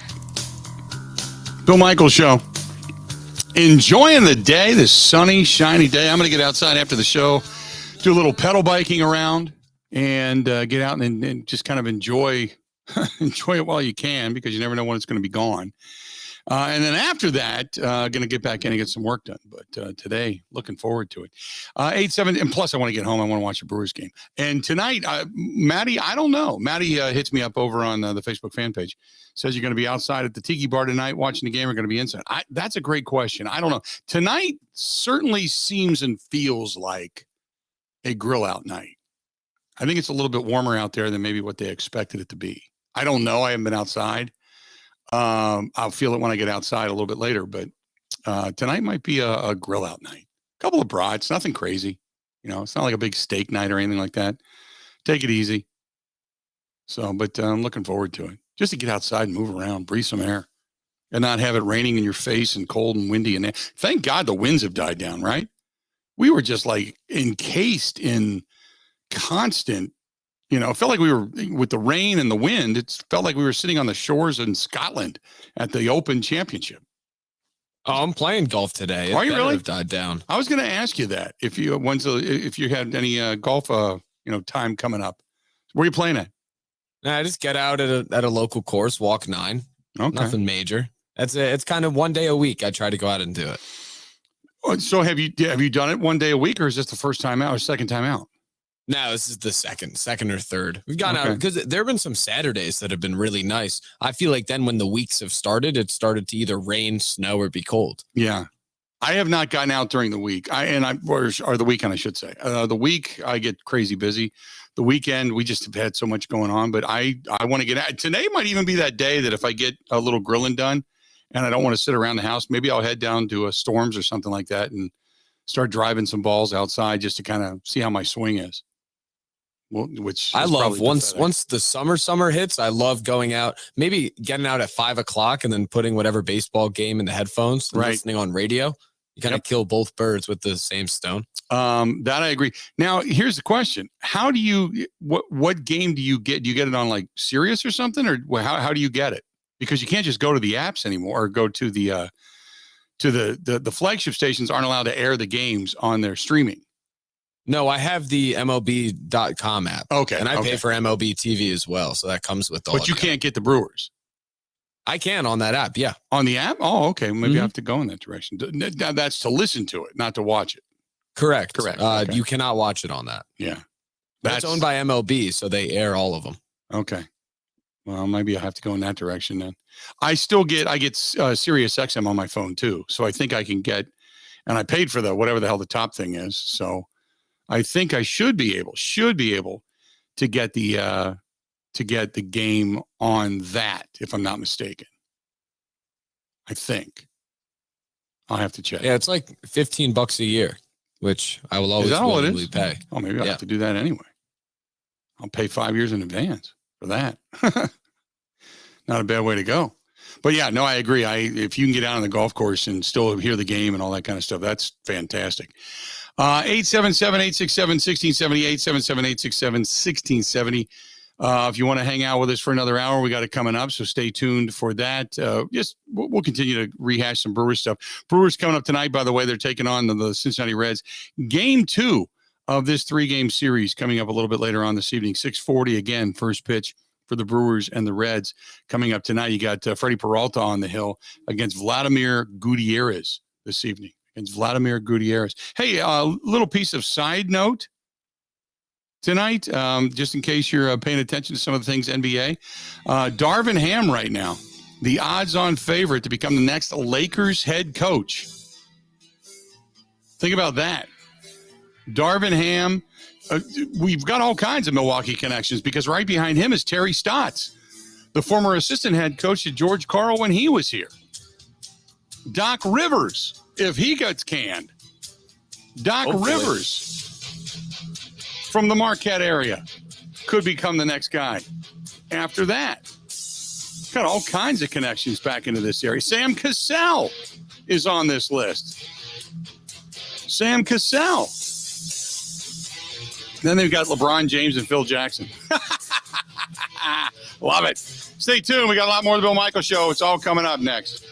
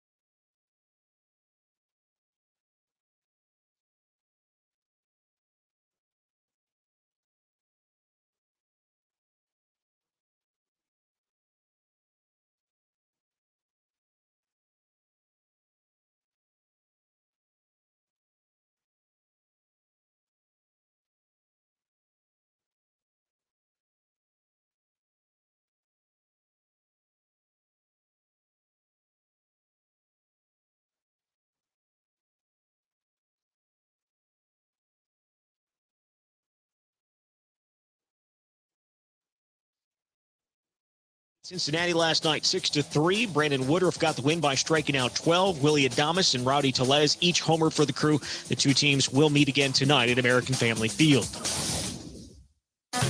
Where can you learn the skills to take care of yourself and your family? An apprenticeship in construction. Imagine earning money while you learn and getting paid to go to class and graduating without big college debt.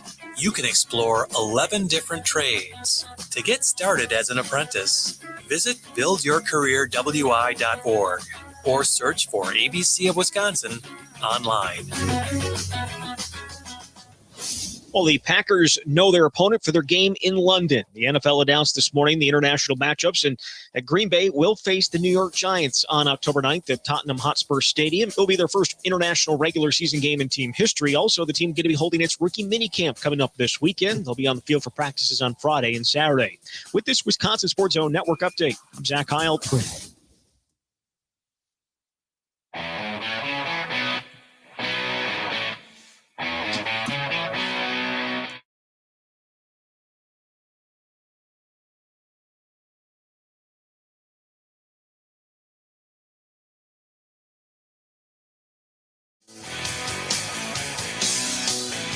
Welcome one, welcome all. We are glad you're with us.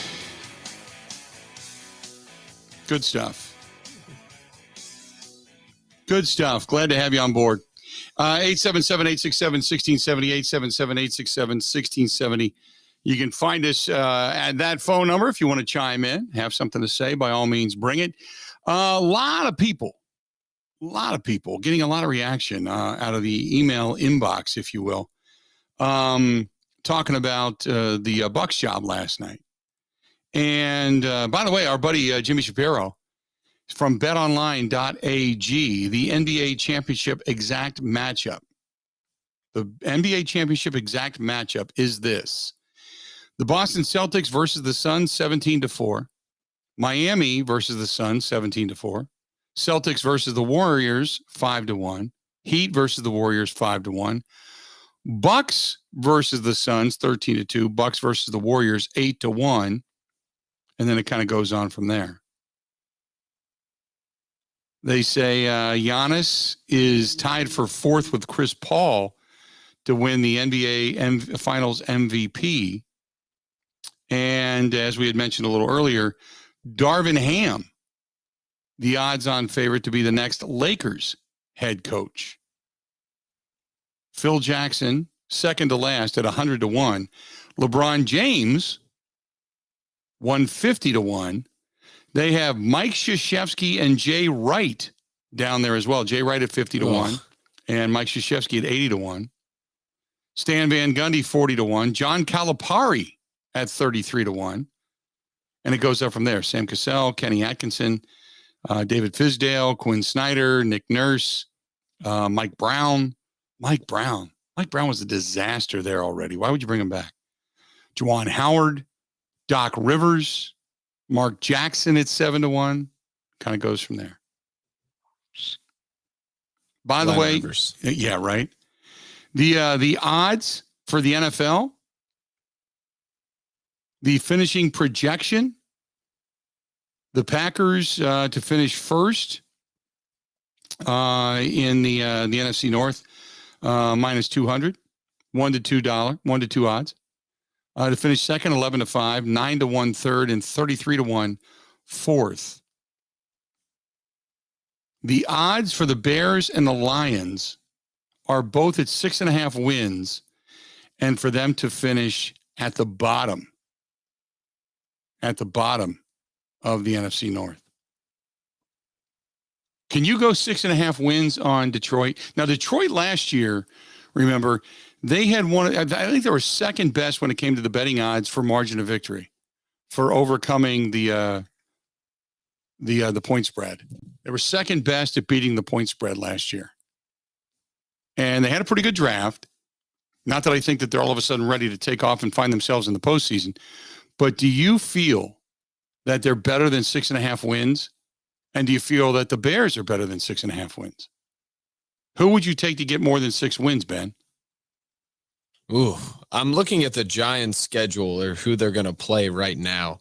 I would say they're the better bet. They definitely helped themselves more in the draft than the Bears did. Yet I feel like the Lions are smart and they know they have to suck again this year to go get a real quarterback next year's draft. Like if they go play themselves out of Bryce Young or CJ Stroud, then that'd be ridiculous to have Jared Goff start again. Right. So the Lions would be my favorite bet. And you saw them at the end of last year. They look like they were becoming a football team. Right. That's what I'm saying. Last year they were playing for Dan Campbell. Now Dan Campbell, inside information, just the way it looks from the inside, so to speak. Dan Campbell, for some, seems to be in over his head as a head coach, as a motivator, even though he does cry quite a bit, as a which, by the way, I mean, I get the emotion when you get that excited and that fired up and you see that all come to fruition and such, and you feel for the guys. I get it. Okay.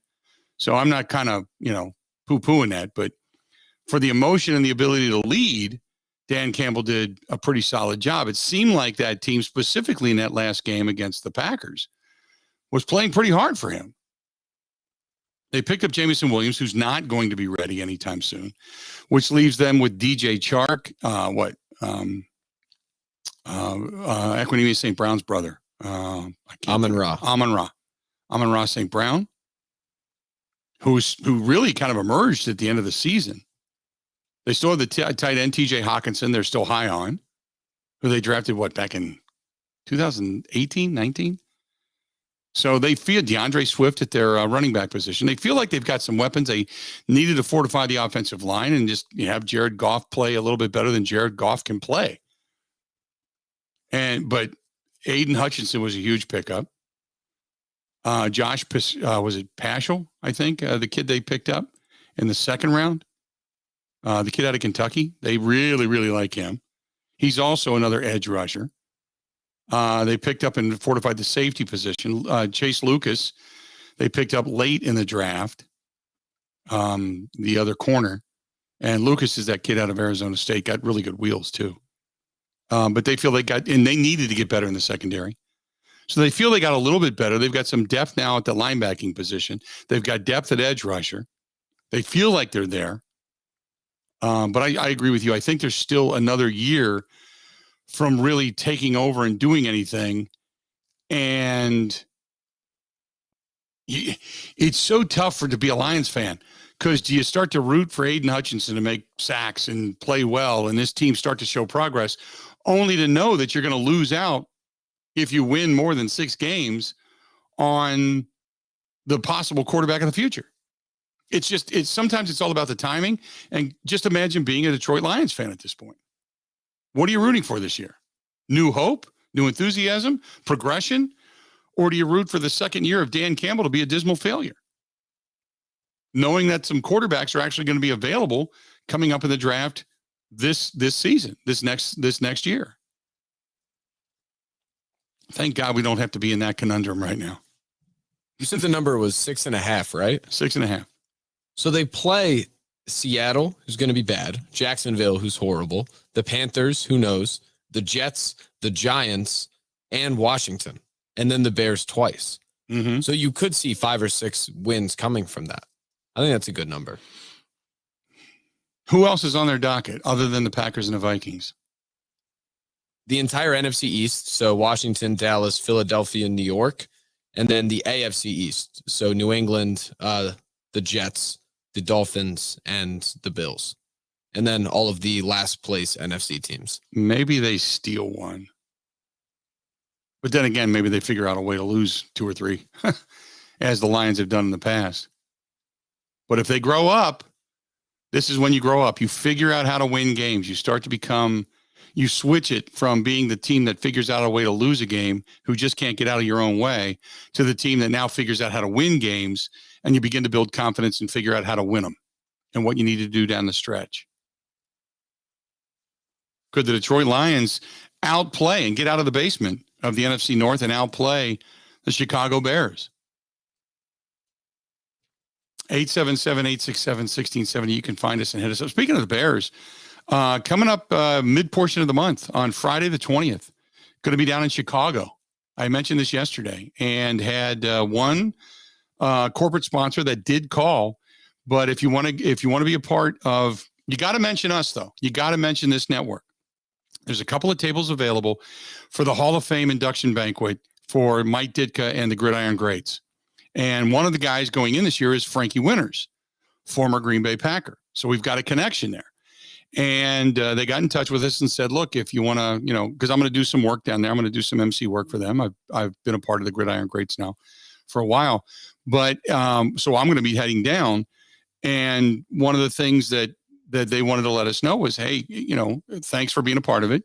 But going from $5,000 a table, but if you mention us here and you're a corporate sponsor, or maybe you just want to get a bunch of people together, it's $3,500 a table for 10 people. So if you're interested, go to gridirongreats.org, gridirongreats.org. There's a way to contact them, get a hold of Sonia, and she will just tell them you heard it here, and she will get you all the information and get you booked. So whether it's you and 9 friends, or if you're a corporation out there and you want to entertain some clients that possibly could be in Illinois, or you want to take some people out of state or what have you, or maybe you're within the sound of my voice in Northern Illinois, this is a great way to do it. Great event. If you've never, it's one of Mike Ditka's last, I think, from what I understand, going to be one of his last public appearances, just for the fact that he's getting up there. Mike's getting up there in years, and it's not as easy for him to move around. So this might be one of his last. So might be a neat thing to be a part of. Even if you're not a Bears fan, he's got tremendous respect and admiration for what George Halas did with Curly Lambeau and company, and obviously the Green Bay Packers and what they've done over the years. And he is, by the way, a Lombardi Award recipient in the past. So Ditka has an appreciation for the Green Bay Packers.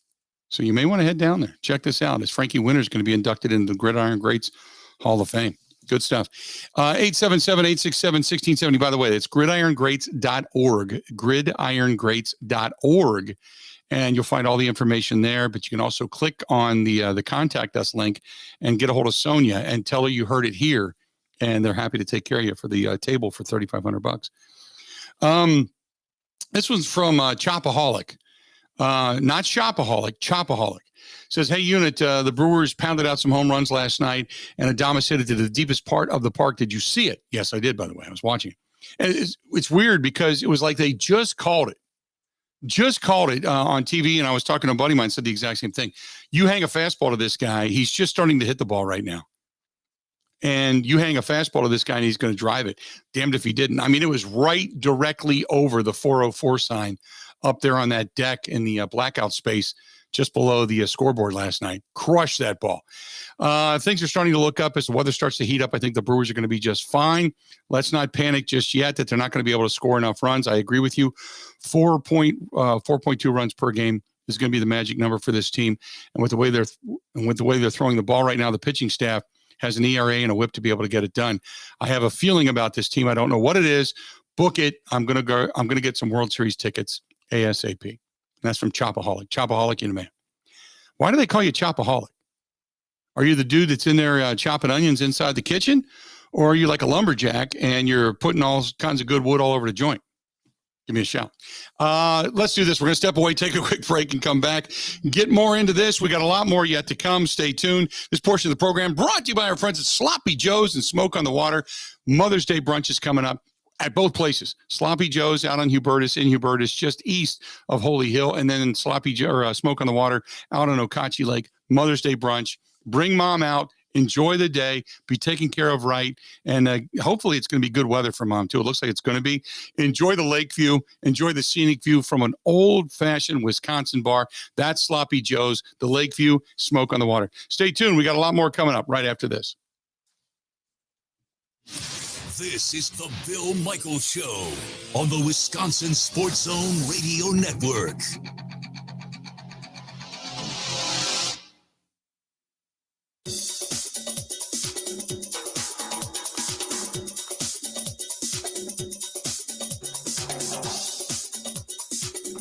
Bill Michaels will resume in 3 minutes.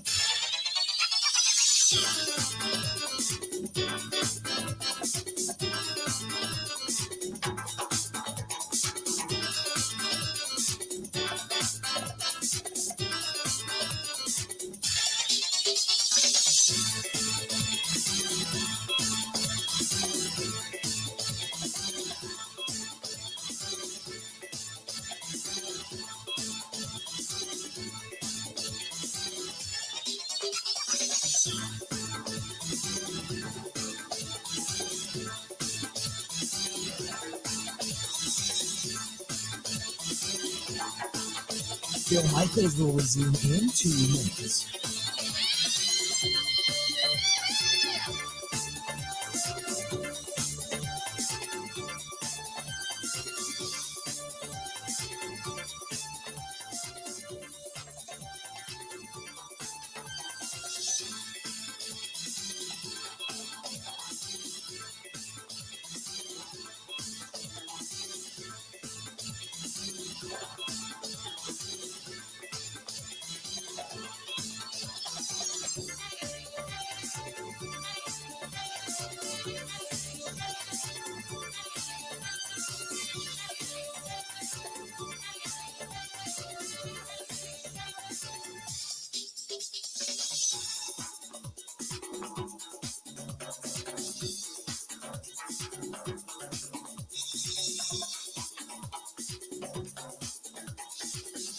Bill Michaels will resume in 1 minute.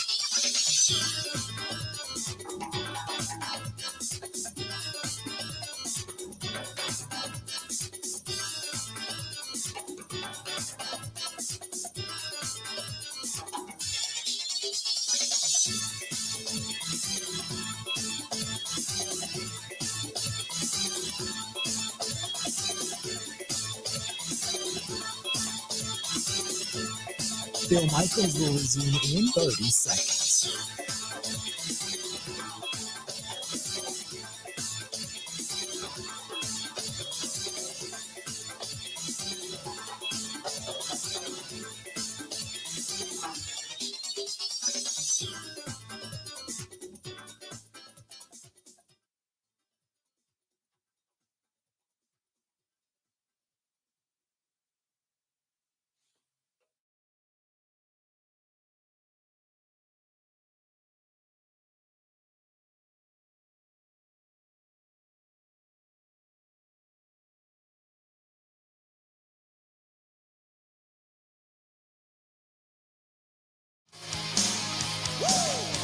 How we looking? Bill Michaels Show. We continue on this portion of our program. Brought to you by our good friends over there at San Giorgio and Calderon Club. You're probably heading downtown this weekend, and if you're going to go anywhere before or after the games, or maybe hang out to watch the game, good pizza over at San Giorgio. Good pizza and Calderon Club. Some of the best Italian food you're ever going to put in your grill. Ever. Stop into either place. You cannot go wrong. If you go into San Giorgio and you get the Bill Michaels pizza, or even, for that matter, the San Giorgio pizza, both are fantastic, but they pair it up. If you'd like, they do it with cider boys.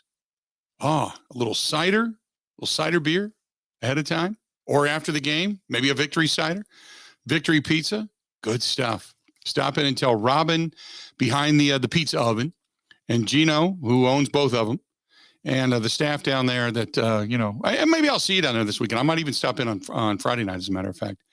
But San Giorgio and Calderon Club downtown, right on the corner of Old World 3rd Street, right there. And you can't miss it, right across the street from the Hyatt, as a matter of fact. Kind of like kitty corner to a Goolsby's. Everyone knows where Goolsby's is at. So stop down right there on Old World 3rd Street and right across from the Hyatt. And say hi to both places. 877-867-1670, 877-867-1670. This was from David, who's giving us the crying meme. I don't know who this wrestler is. It's the crying meme. Saying, poor Grayson Allen got shoved to the floor. Who cares? Giannis does it all the time. David, I only pointed it out. I didn't point it out because it was egregious, okay? I pointed it out because they were playing it over and over and over again as if, Jaylen Brown gave some unbelievable ankle-breaking move that just drove the defender to the ground on his own, and that's not true. What they don't show is the elbow, the shove, as he starts to backpedal a little bit, that helps him to the ground. That's the only thing that I noticed. Still a good shot. He had a great game. But if that's where you want to go, then couldn't we say there was a lot of crying in basketball after game one when Celtics fans were all up in arms and had their underwear so far stuck in their hindquarters because they felt Giannis was running over people? Didn't you agree? Weren't you crying about the exact same thing? Huh? I agree. Giannis plays physical. He said after game 1, if you don't feel like you've been into a battle, then you're not playing the game right. I agree with him. There's more physicality in the postseason. It just is. But don't send the crying meme. Come on. 877-867-1670, 877-867-1670. But I do enjoy it. I do enjoy the banner back and forth. So I can't say it's completely without merit. Hey, one of the other things that I did want to say positively, I saw this last night, and I finally saw the viral video that's gone worldwide.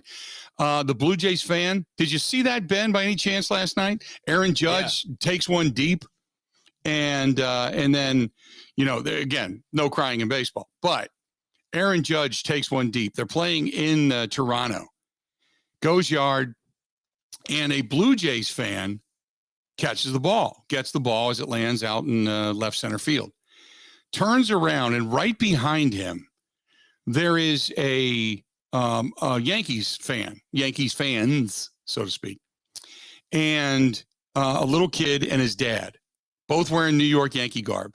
And the guy turns around and hands it to the boy. And the kid bursts into tears and gives the guy a hug. Just an amazing video moment that's gone viral. So if you haven't seen it already, I'll find it for you, because it's just one of those cool moments. And it's kind of the way sportsmanship in baseball should. And I've always said this, it should be.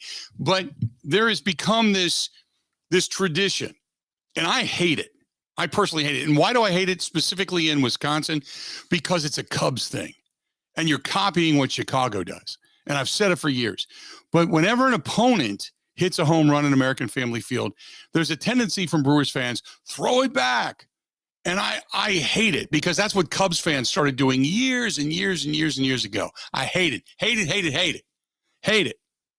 What I've said all along is do what this guy did. This is what Brewers fans should do. You catch a baseball, be better than Cubs fans. Hand the ball to a fan. Hand the ball to a kid. Doesn't matter if he's a Cubs fan, Reds fan, Cardinals fan, Tigers fan, whoever's visiting American Family Field. I don't care.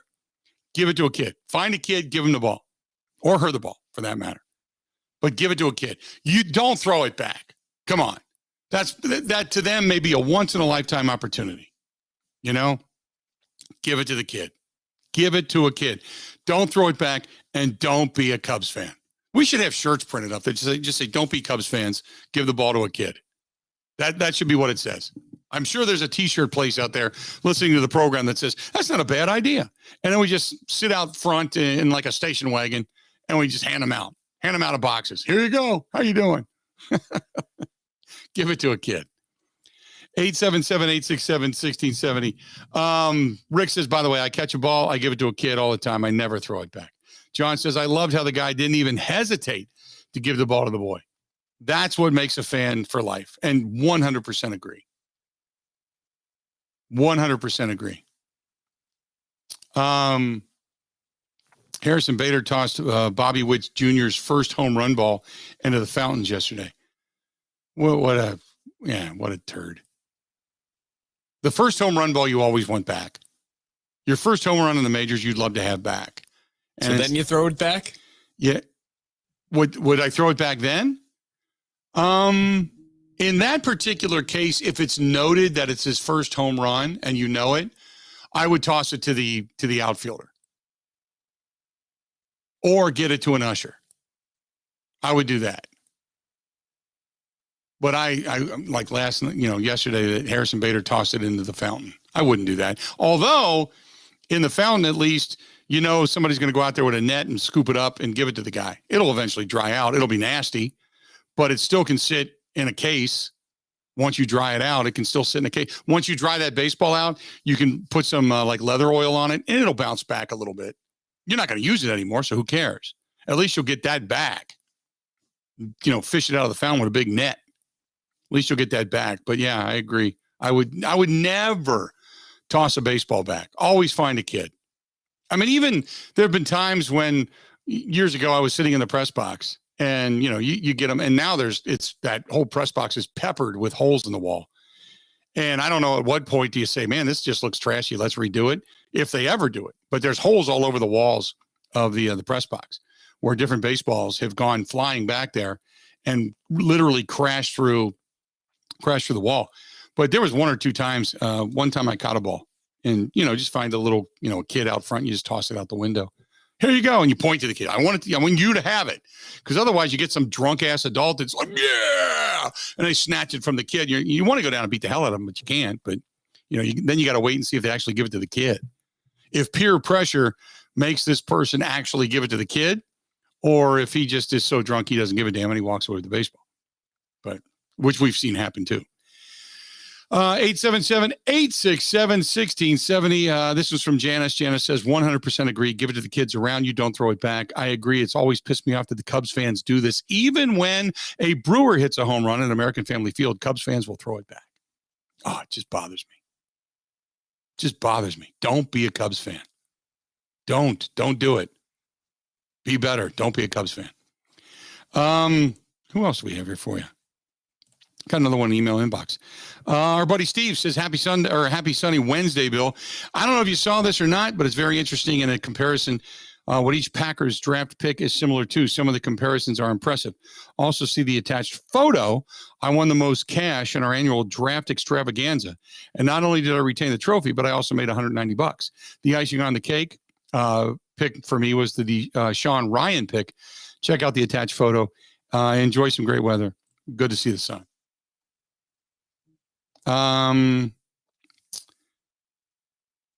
Yeah, let's see here. They go into all the comparisons. And I'll do this a little bit later, but yeah, it's got a lot of good stuff there. A lot of comparison stuff there. Christian Watson's compared to Javon Walker. If Christian Watson has the beginning of a career the way Javon Walker did, he'll be a success big time because Javon Walker could do a lot. He was like Greg Jennings 2.0, but the problem was his head. Jennings had a level of commitment. He wanted to get better. He wanted to be the guy. He wanted to be on the same page with, didn't matter who. Javon Walker didn't. Javon Walker had a successful season, got a big head, listened to his dad was part of the problem. And then he just believed that he was, and again, I tell the story all the time. His dad believed he should have been on the media guide and on the program guide over Brett Favre. He believed his son was bigger and better than Brett Favre. And when I heard that, I was kind of like, dude, what are you smoking? But that's what he believed. So he ended up going on and ruining his career elsewhere. 877-867-1670. Hit us up. More of the Bill Michaels Show coming up next. Covering Wisconsin sports like a blanket. This is the Bill Michaels Show on the Wisconsin Sports Zone Radio Network. The NASCAR Series returns. Secure your tickets to see the big guns roar around the road course in Elkhart Lake, Wisconsin. For all the racing information, go to roadamerica.com. That is roadamerica.com.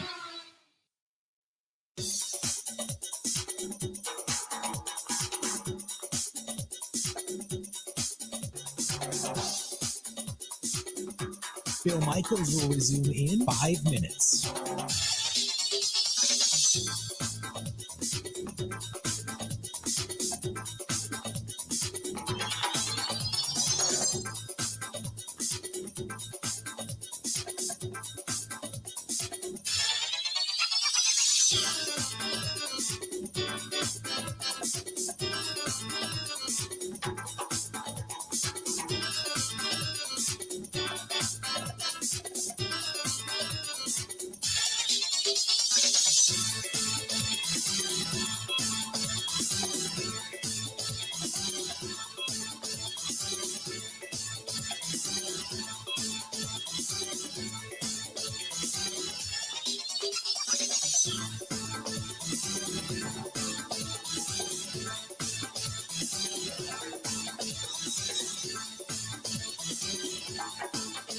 Bill Michaels will resume in 4 minutes.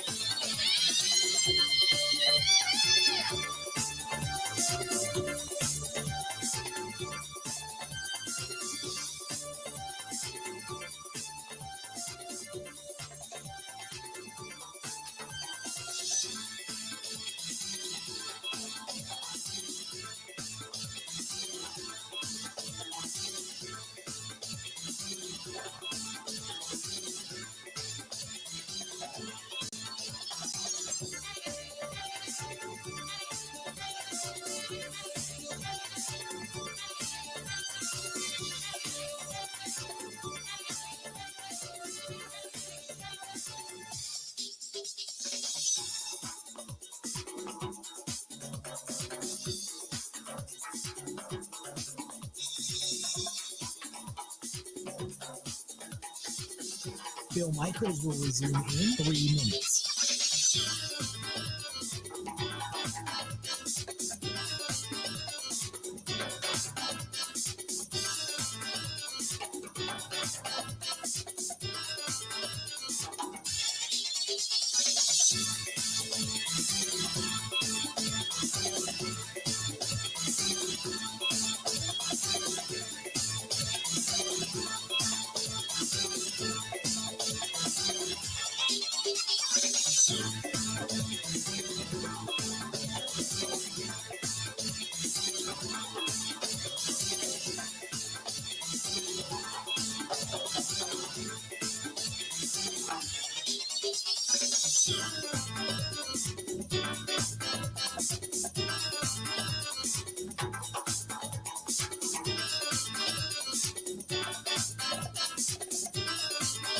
Bill Michaels will resume in 2 minutes.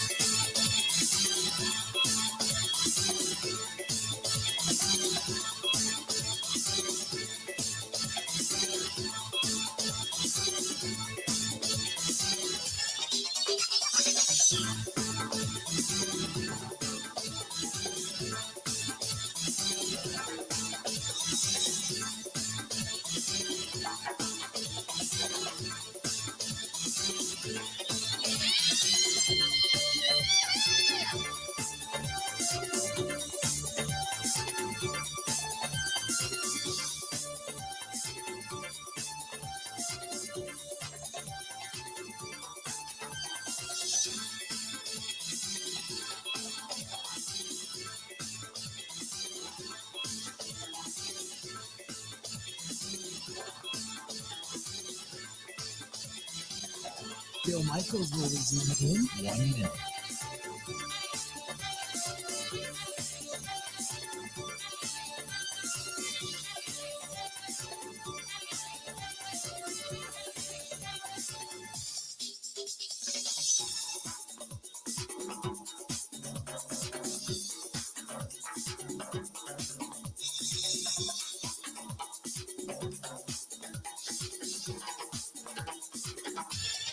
Bill Michaels will resume in 30 seconds.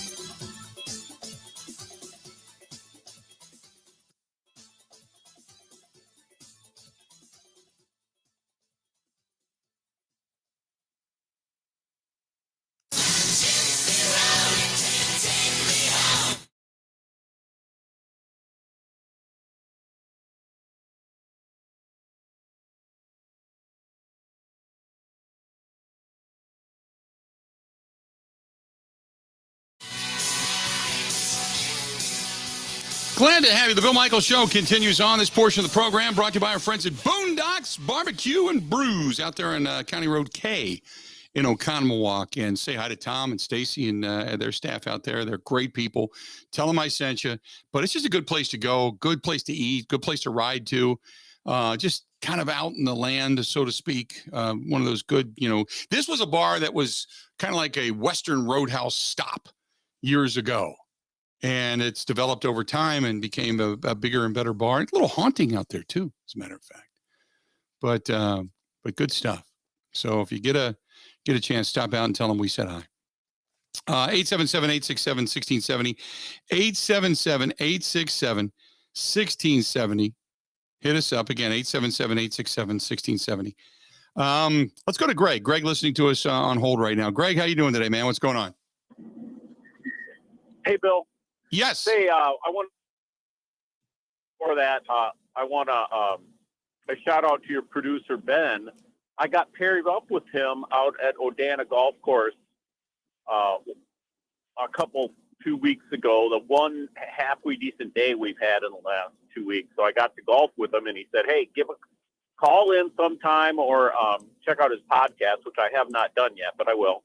Anyways, I'm calling in. So I'm calling in right now. But the story I wanted to tell you was when we were kids, or it was the first hockey game, Badger hockey game I ever went to with my young middle school. I think we were in, I don't know, 7th, 8th grade. Mm-hmm. And the puck came over the board. You were talking about giving the ball back or Right. what have you. We didn't know what to do with it. I mean, it was our first hockey game we'd ever been to, and my buddy threw it back over the board. And we got booed by the fans. We probably deserved it because I guess that's not etiquette to throw the puck back. Anyway, just a little quick story there. But you had mentioned just now the receiver, that second round draft pick, Christian Watson, or is that Christian Watson? Yeah. Yeah. Anyway, I love that pick. I think he's got great potential. Kind of reminds me of not that this is a fair at all comparison, but Chris Borland for the Badgers, a linebacker who wasn't highly coveted. I just knew that guy could play some serious football. I knew he was going to be great. As you know, he probably left because of the fear of a concussion and all that. It's whole different thing. But my point is, I think it's a great pick. And, he kind of flew under the radar until, Christian Watson. Wasn't he flying under the radar big time? And then, him and Sky Moore both started to kind of get a little more notoriety as draft day grew near. And when you talk about FBS teams, you kind of you're thinking to yourself, are these guys going to be good as some of the kids coming out of the big time programs like Olave and Garrett and such coming out of Ohio State, and even Williams coming even with the bad knee out of Alabama. So you kind of wonder if these guys are going to be that good. I've heard a lot of good things about him. The one thing that I know that only has a red flag to me is the fact that there are times where concentration wise, he gets a case of the drops. And it's more concentration than it is just the ability to catch the football. So that's the only thing that I have a concern with. But otherwise, all the intangibles, as they say, all the tools are there. So let's just hope that it all pans out. Time will tell. Yep. No doubt, man. Appreciate it. Thanks for listening. And thanks for playing golf with Ben and not killing a man. Appreciate it. Good stuff. Ben, he has not taken a listen to your podcast yet, though. I am surprised you let him on the air. Oh, I was the one who was almost killing people. He caught me at the peak of my driver yips. There was nothing closer than the fairway 2 holes to the right. And you'd never met him before? No. That's the worst. That's the beauty of Madison golf, though. You just go out. That's the worst. When I first moved to town, Curry Golf Course, which is a public course in Wauwatosa. I lived out in that area in Tosa. That was one of the first places I lived over off of North Avenue. And because I was off during the day and I didn't have to work until later in the evening. So I'd get up early and go to Curry. And I would always get paired up.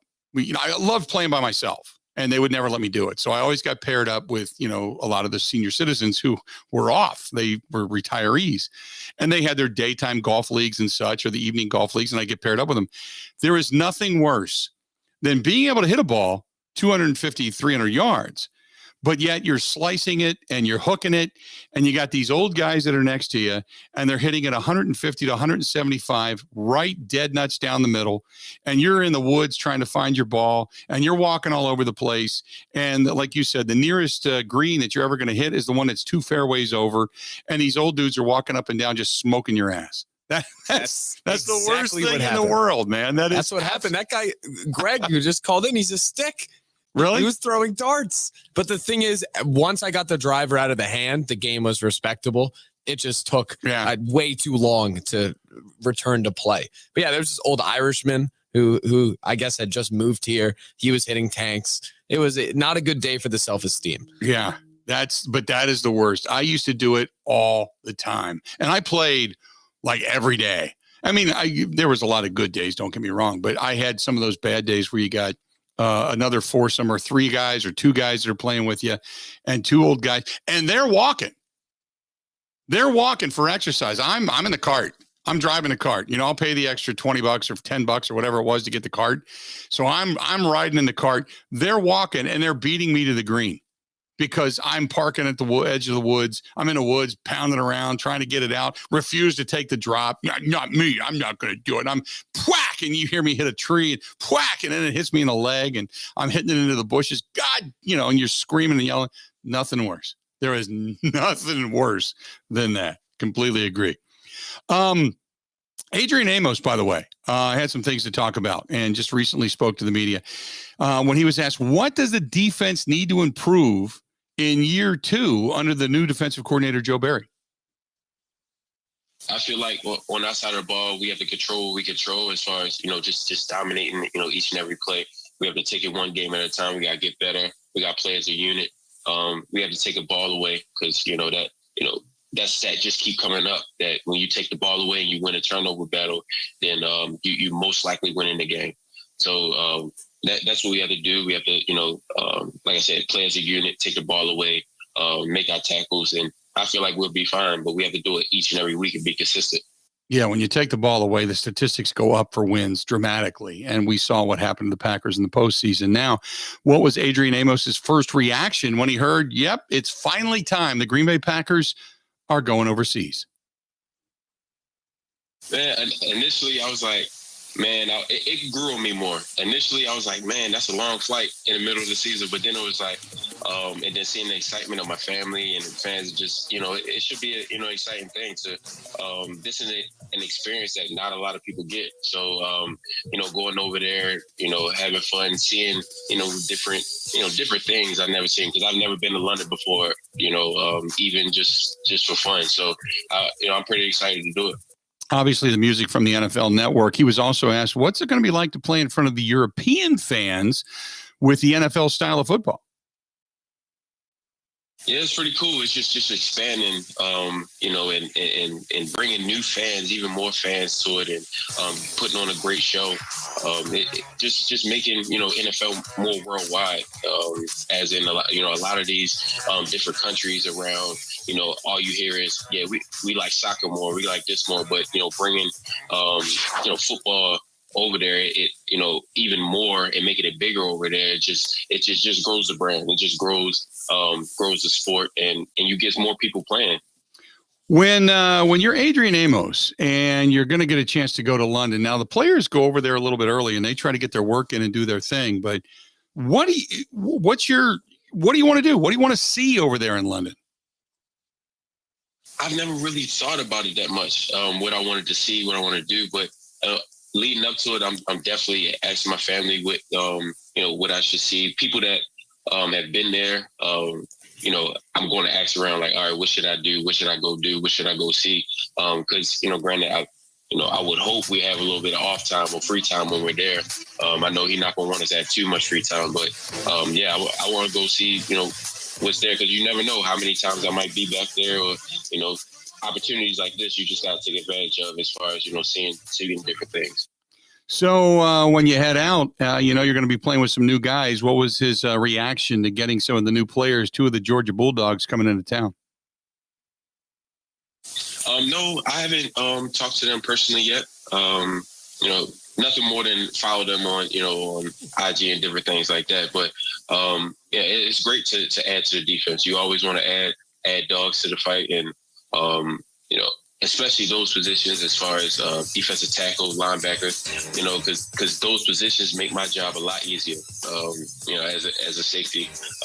If they can handle that up front, I can worry about the pass and, make my tackles when I have to.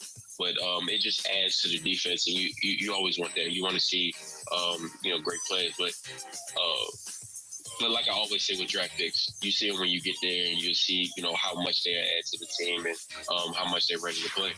So there you go. That's Adrian Amos talking to the NFL Network, talking to the media about his thoughts going overseas and getting ready for the contest that's going to happen in London against the New York Giants. So some fun stuff. And the NFL set to release their schedule, which is exciting as well. We're right around the corner from that. So that's going to happen. That's going to drop, and everybody's going to be making their plans. Speaking of making plans, get a hold of our friends at the Four Seasons Island Resort. They are booking now. There's a lot of stuff opening up when it comes to golf. They got golf stuff going on. Their golf course is getting ready to open up there. In addition to that, you can also touch base with them in regards to some of the specials they have going on. They got a big Mother's Day brunch and such. So if you're looking for something special to do with mom this coming weekend and you haven't made a plan yet, maybe take mom north. Take mom, the kids, the whole deal. Everybody go north. Go enjoy yourself. Head up north and to the island. Jump in the pool, hit the sauna. It's supposed to be nice on Sunday. Maybe take a long walk. You got some hiking trails, some biking trails, all that kind of good stuff. Or maybe mom and dad are just going to get away by themselves. Call our girl Barb and get the Bill Michaels special, whatever today that might be. Get a hold of her at 715-324-5800. That's 715-324-5800. Again, 715-324-5800. That is the Four Seasons Island Resort up in Pembine, Wisconsin. The Four Seasons Island Resort. Or get a hold of Barb at B-A-R-B at thefourseasonswisconsin.com. Barb at thefourseasonswisconsin.com. Good stuff. That's a great place. I love going up there. As a matter of fact, I was just I'm trying to put together a trip to go up there, stay overnight, but go over to into Menominee Marinette, into Peshtigo, and see our friends at the Forgotten Fire Winery. Go do that, then head back over to the island, enjoy the night, and then come back home. And I would love to take the motorcycle because that's a beautiful riding area up there. That would be fantastic. All right, stay tuned. We're going to close it out next to the Bill Michaels Show. Covering Wisconsin sports like a blanket. This is the Bill Michaels Show on the Wisconsin Sports Zone Radio Network. We're back in Judge Gina's court where debate's heating up. Order. Sorry, Gina. That's Judge Gina, and this case is dismissed. Dismissed? Come on, guys. Wisconsin's home team. Everyone knows it's Pella Windows and Doors of Wisconsin. You got us there, Judge Gina. Can't argue with that. Others sell only 1 or 2 lines of windows, and both are vinyl. Pella lets you choose from an unbeaten 6 window lines, 2 lines of budget-friendly vinyl windows, 3 lines of luxurious wood, traditional to contemporary, and Impervia, Pella's exclusive never rot fiberglass, engineered to be the strongest window material anywhere, period. Then there's financing to fit any budget. And now, up to $2,500 off an installed patio door, up to $3,000 off an installed entry door. What's left to argue? Hella now? Pay later. Hella now. Pay Course adjourned. With the price of materials rising across the country, don't let your huge savings slip away. Set your free consultation now at PellaWI.com. Certain restrictions apply. See showroom for details.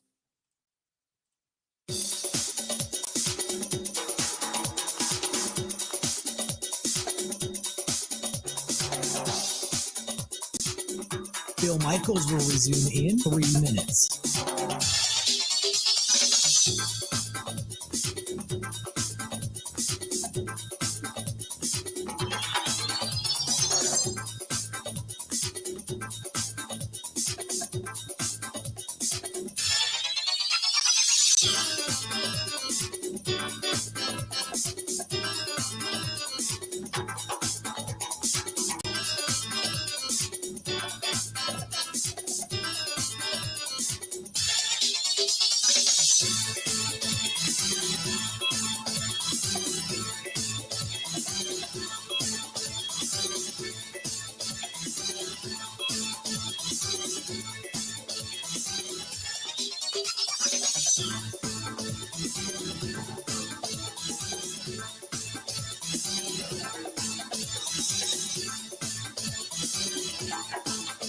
Bill Michaels will resume in 2 minutes.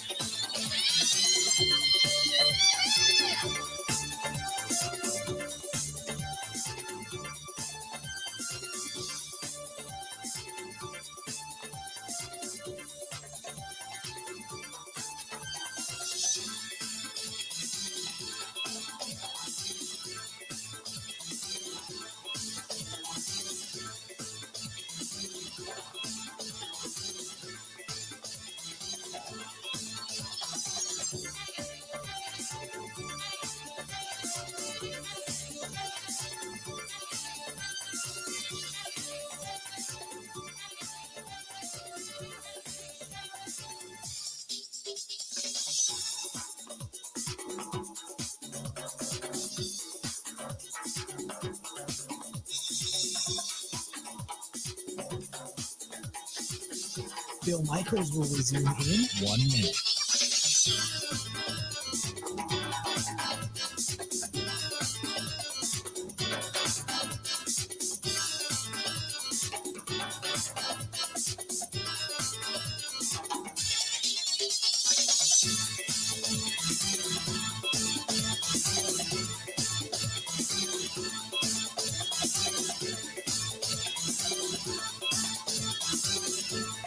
Bill Michaels will resume in 30 seconds.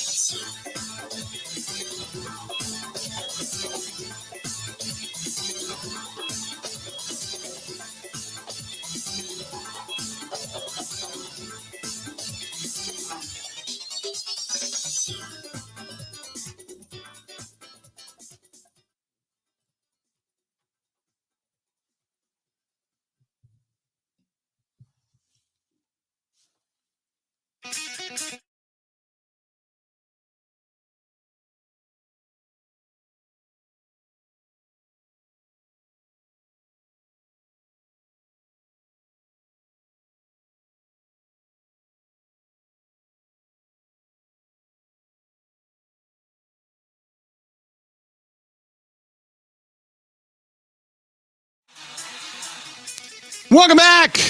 Weather's warming up. Can't wait. About ready to get out of here. Want to remind you, in case you might have this issue, whether it's bed bugs or the guys that are floating around right now, like the box elder bugs, stink bugs, all that kind of stuff. Nobody likes to admit they have that kind of crap in their house, but if you do, or maybe you just want to prevent it. Maybe you traveled and you went, oh my God, look what we brought back.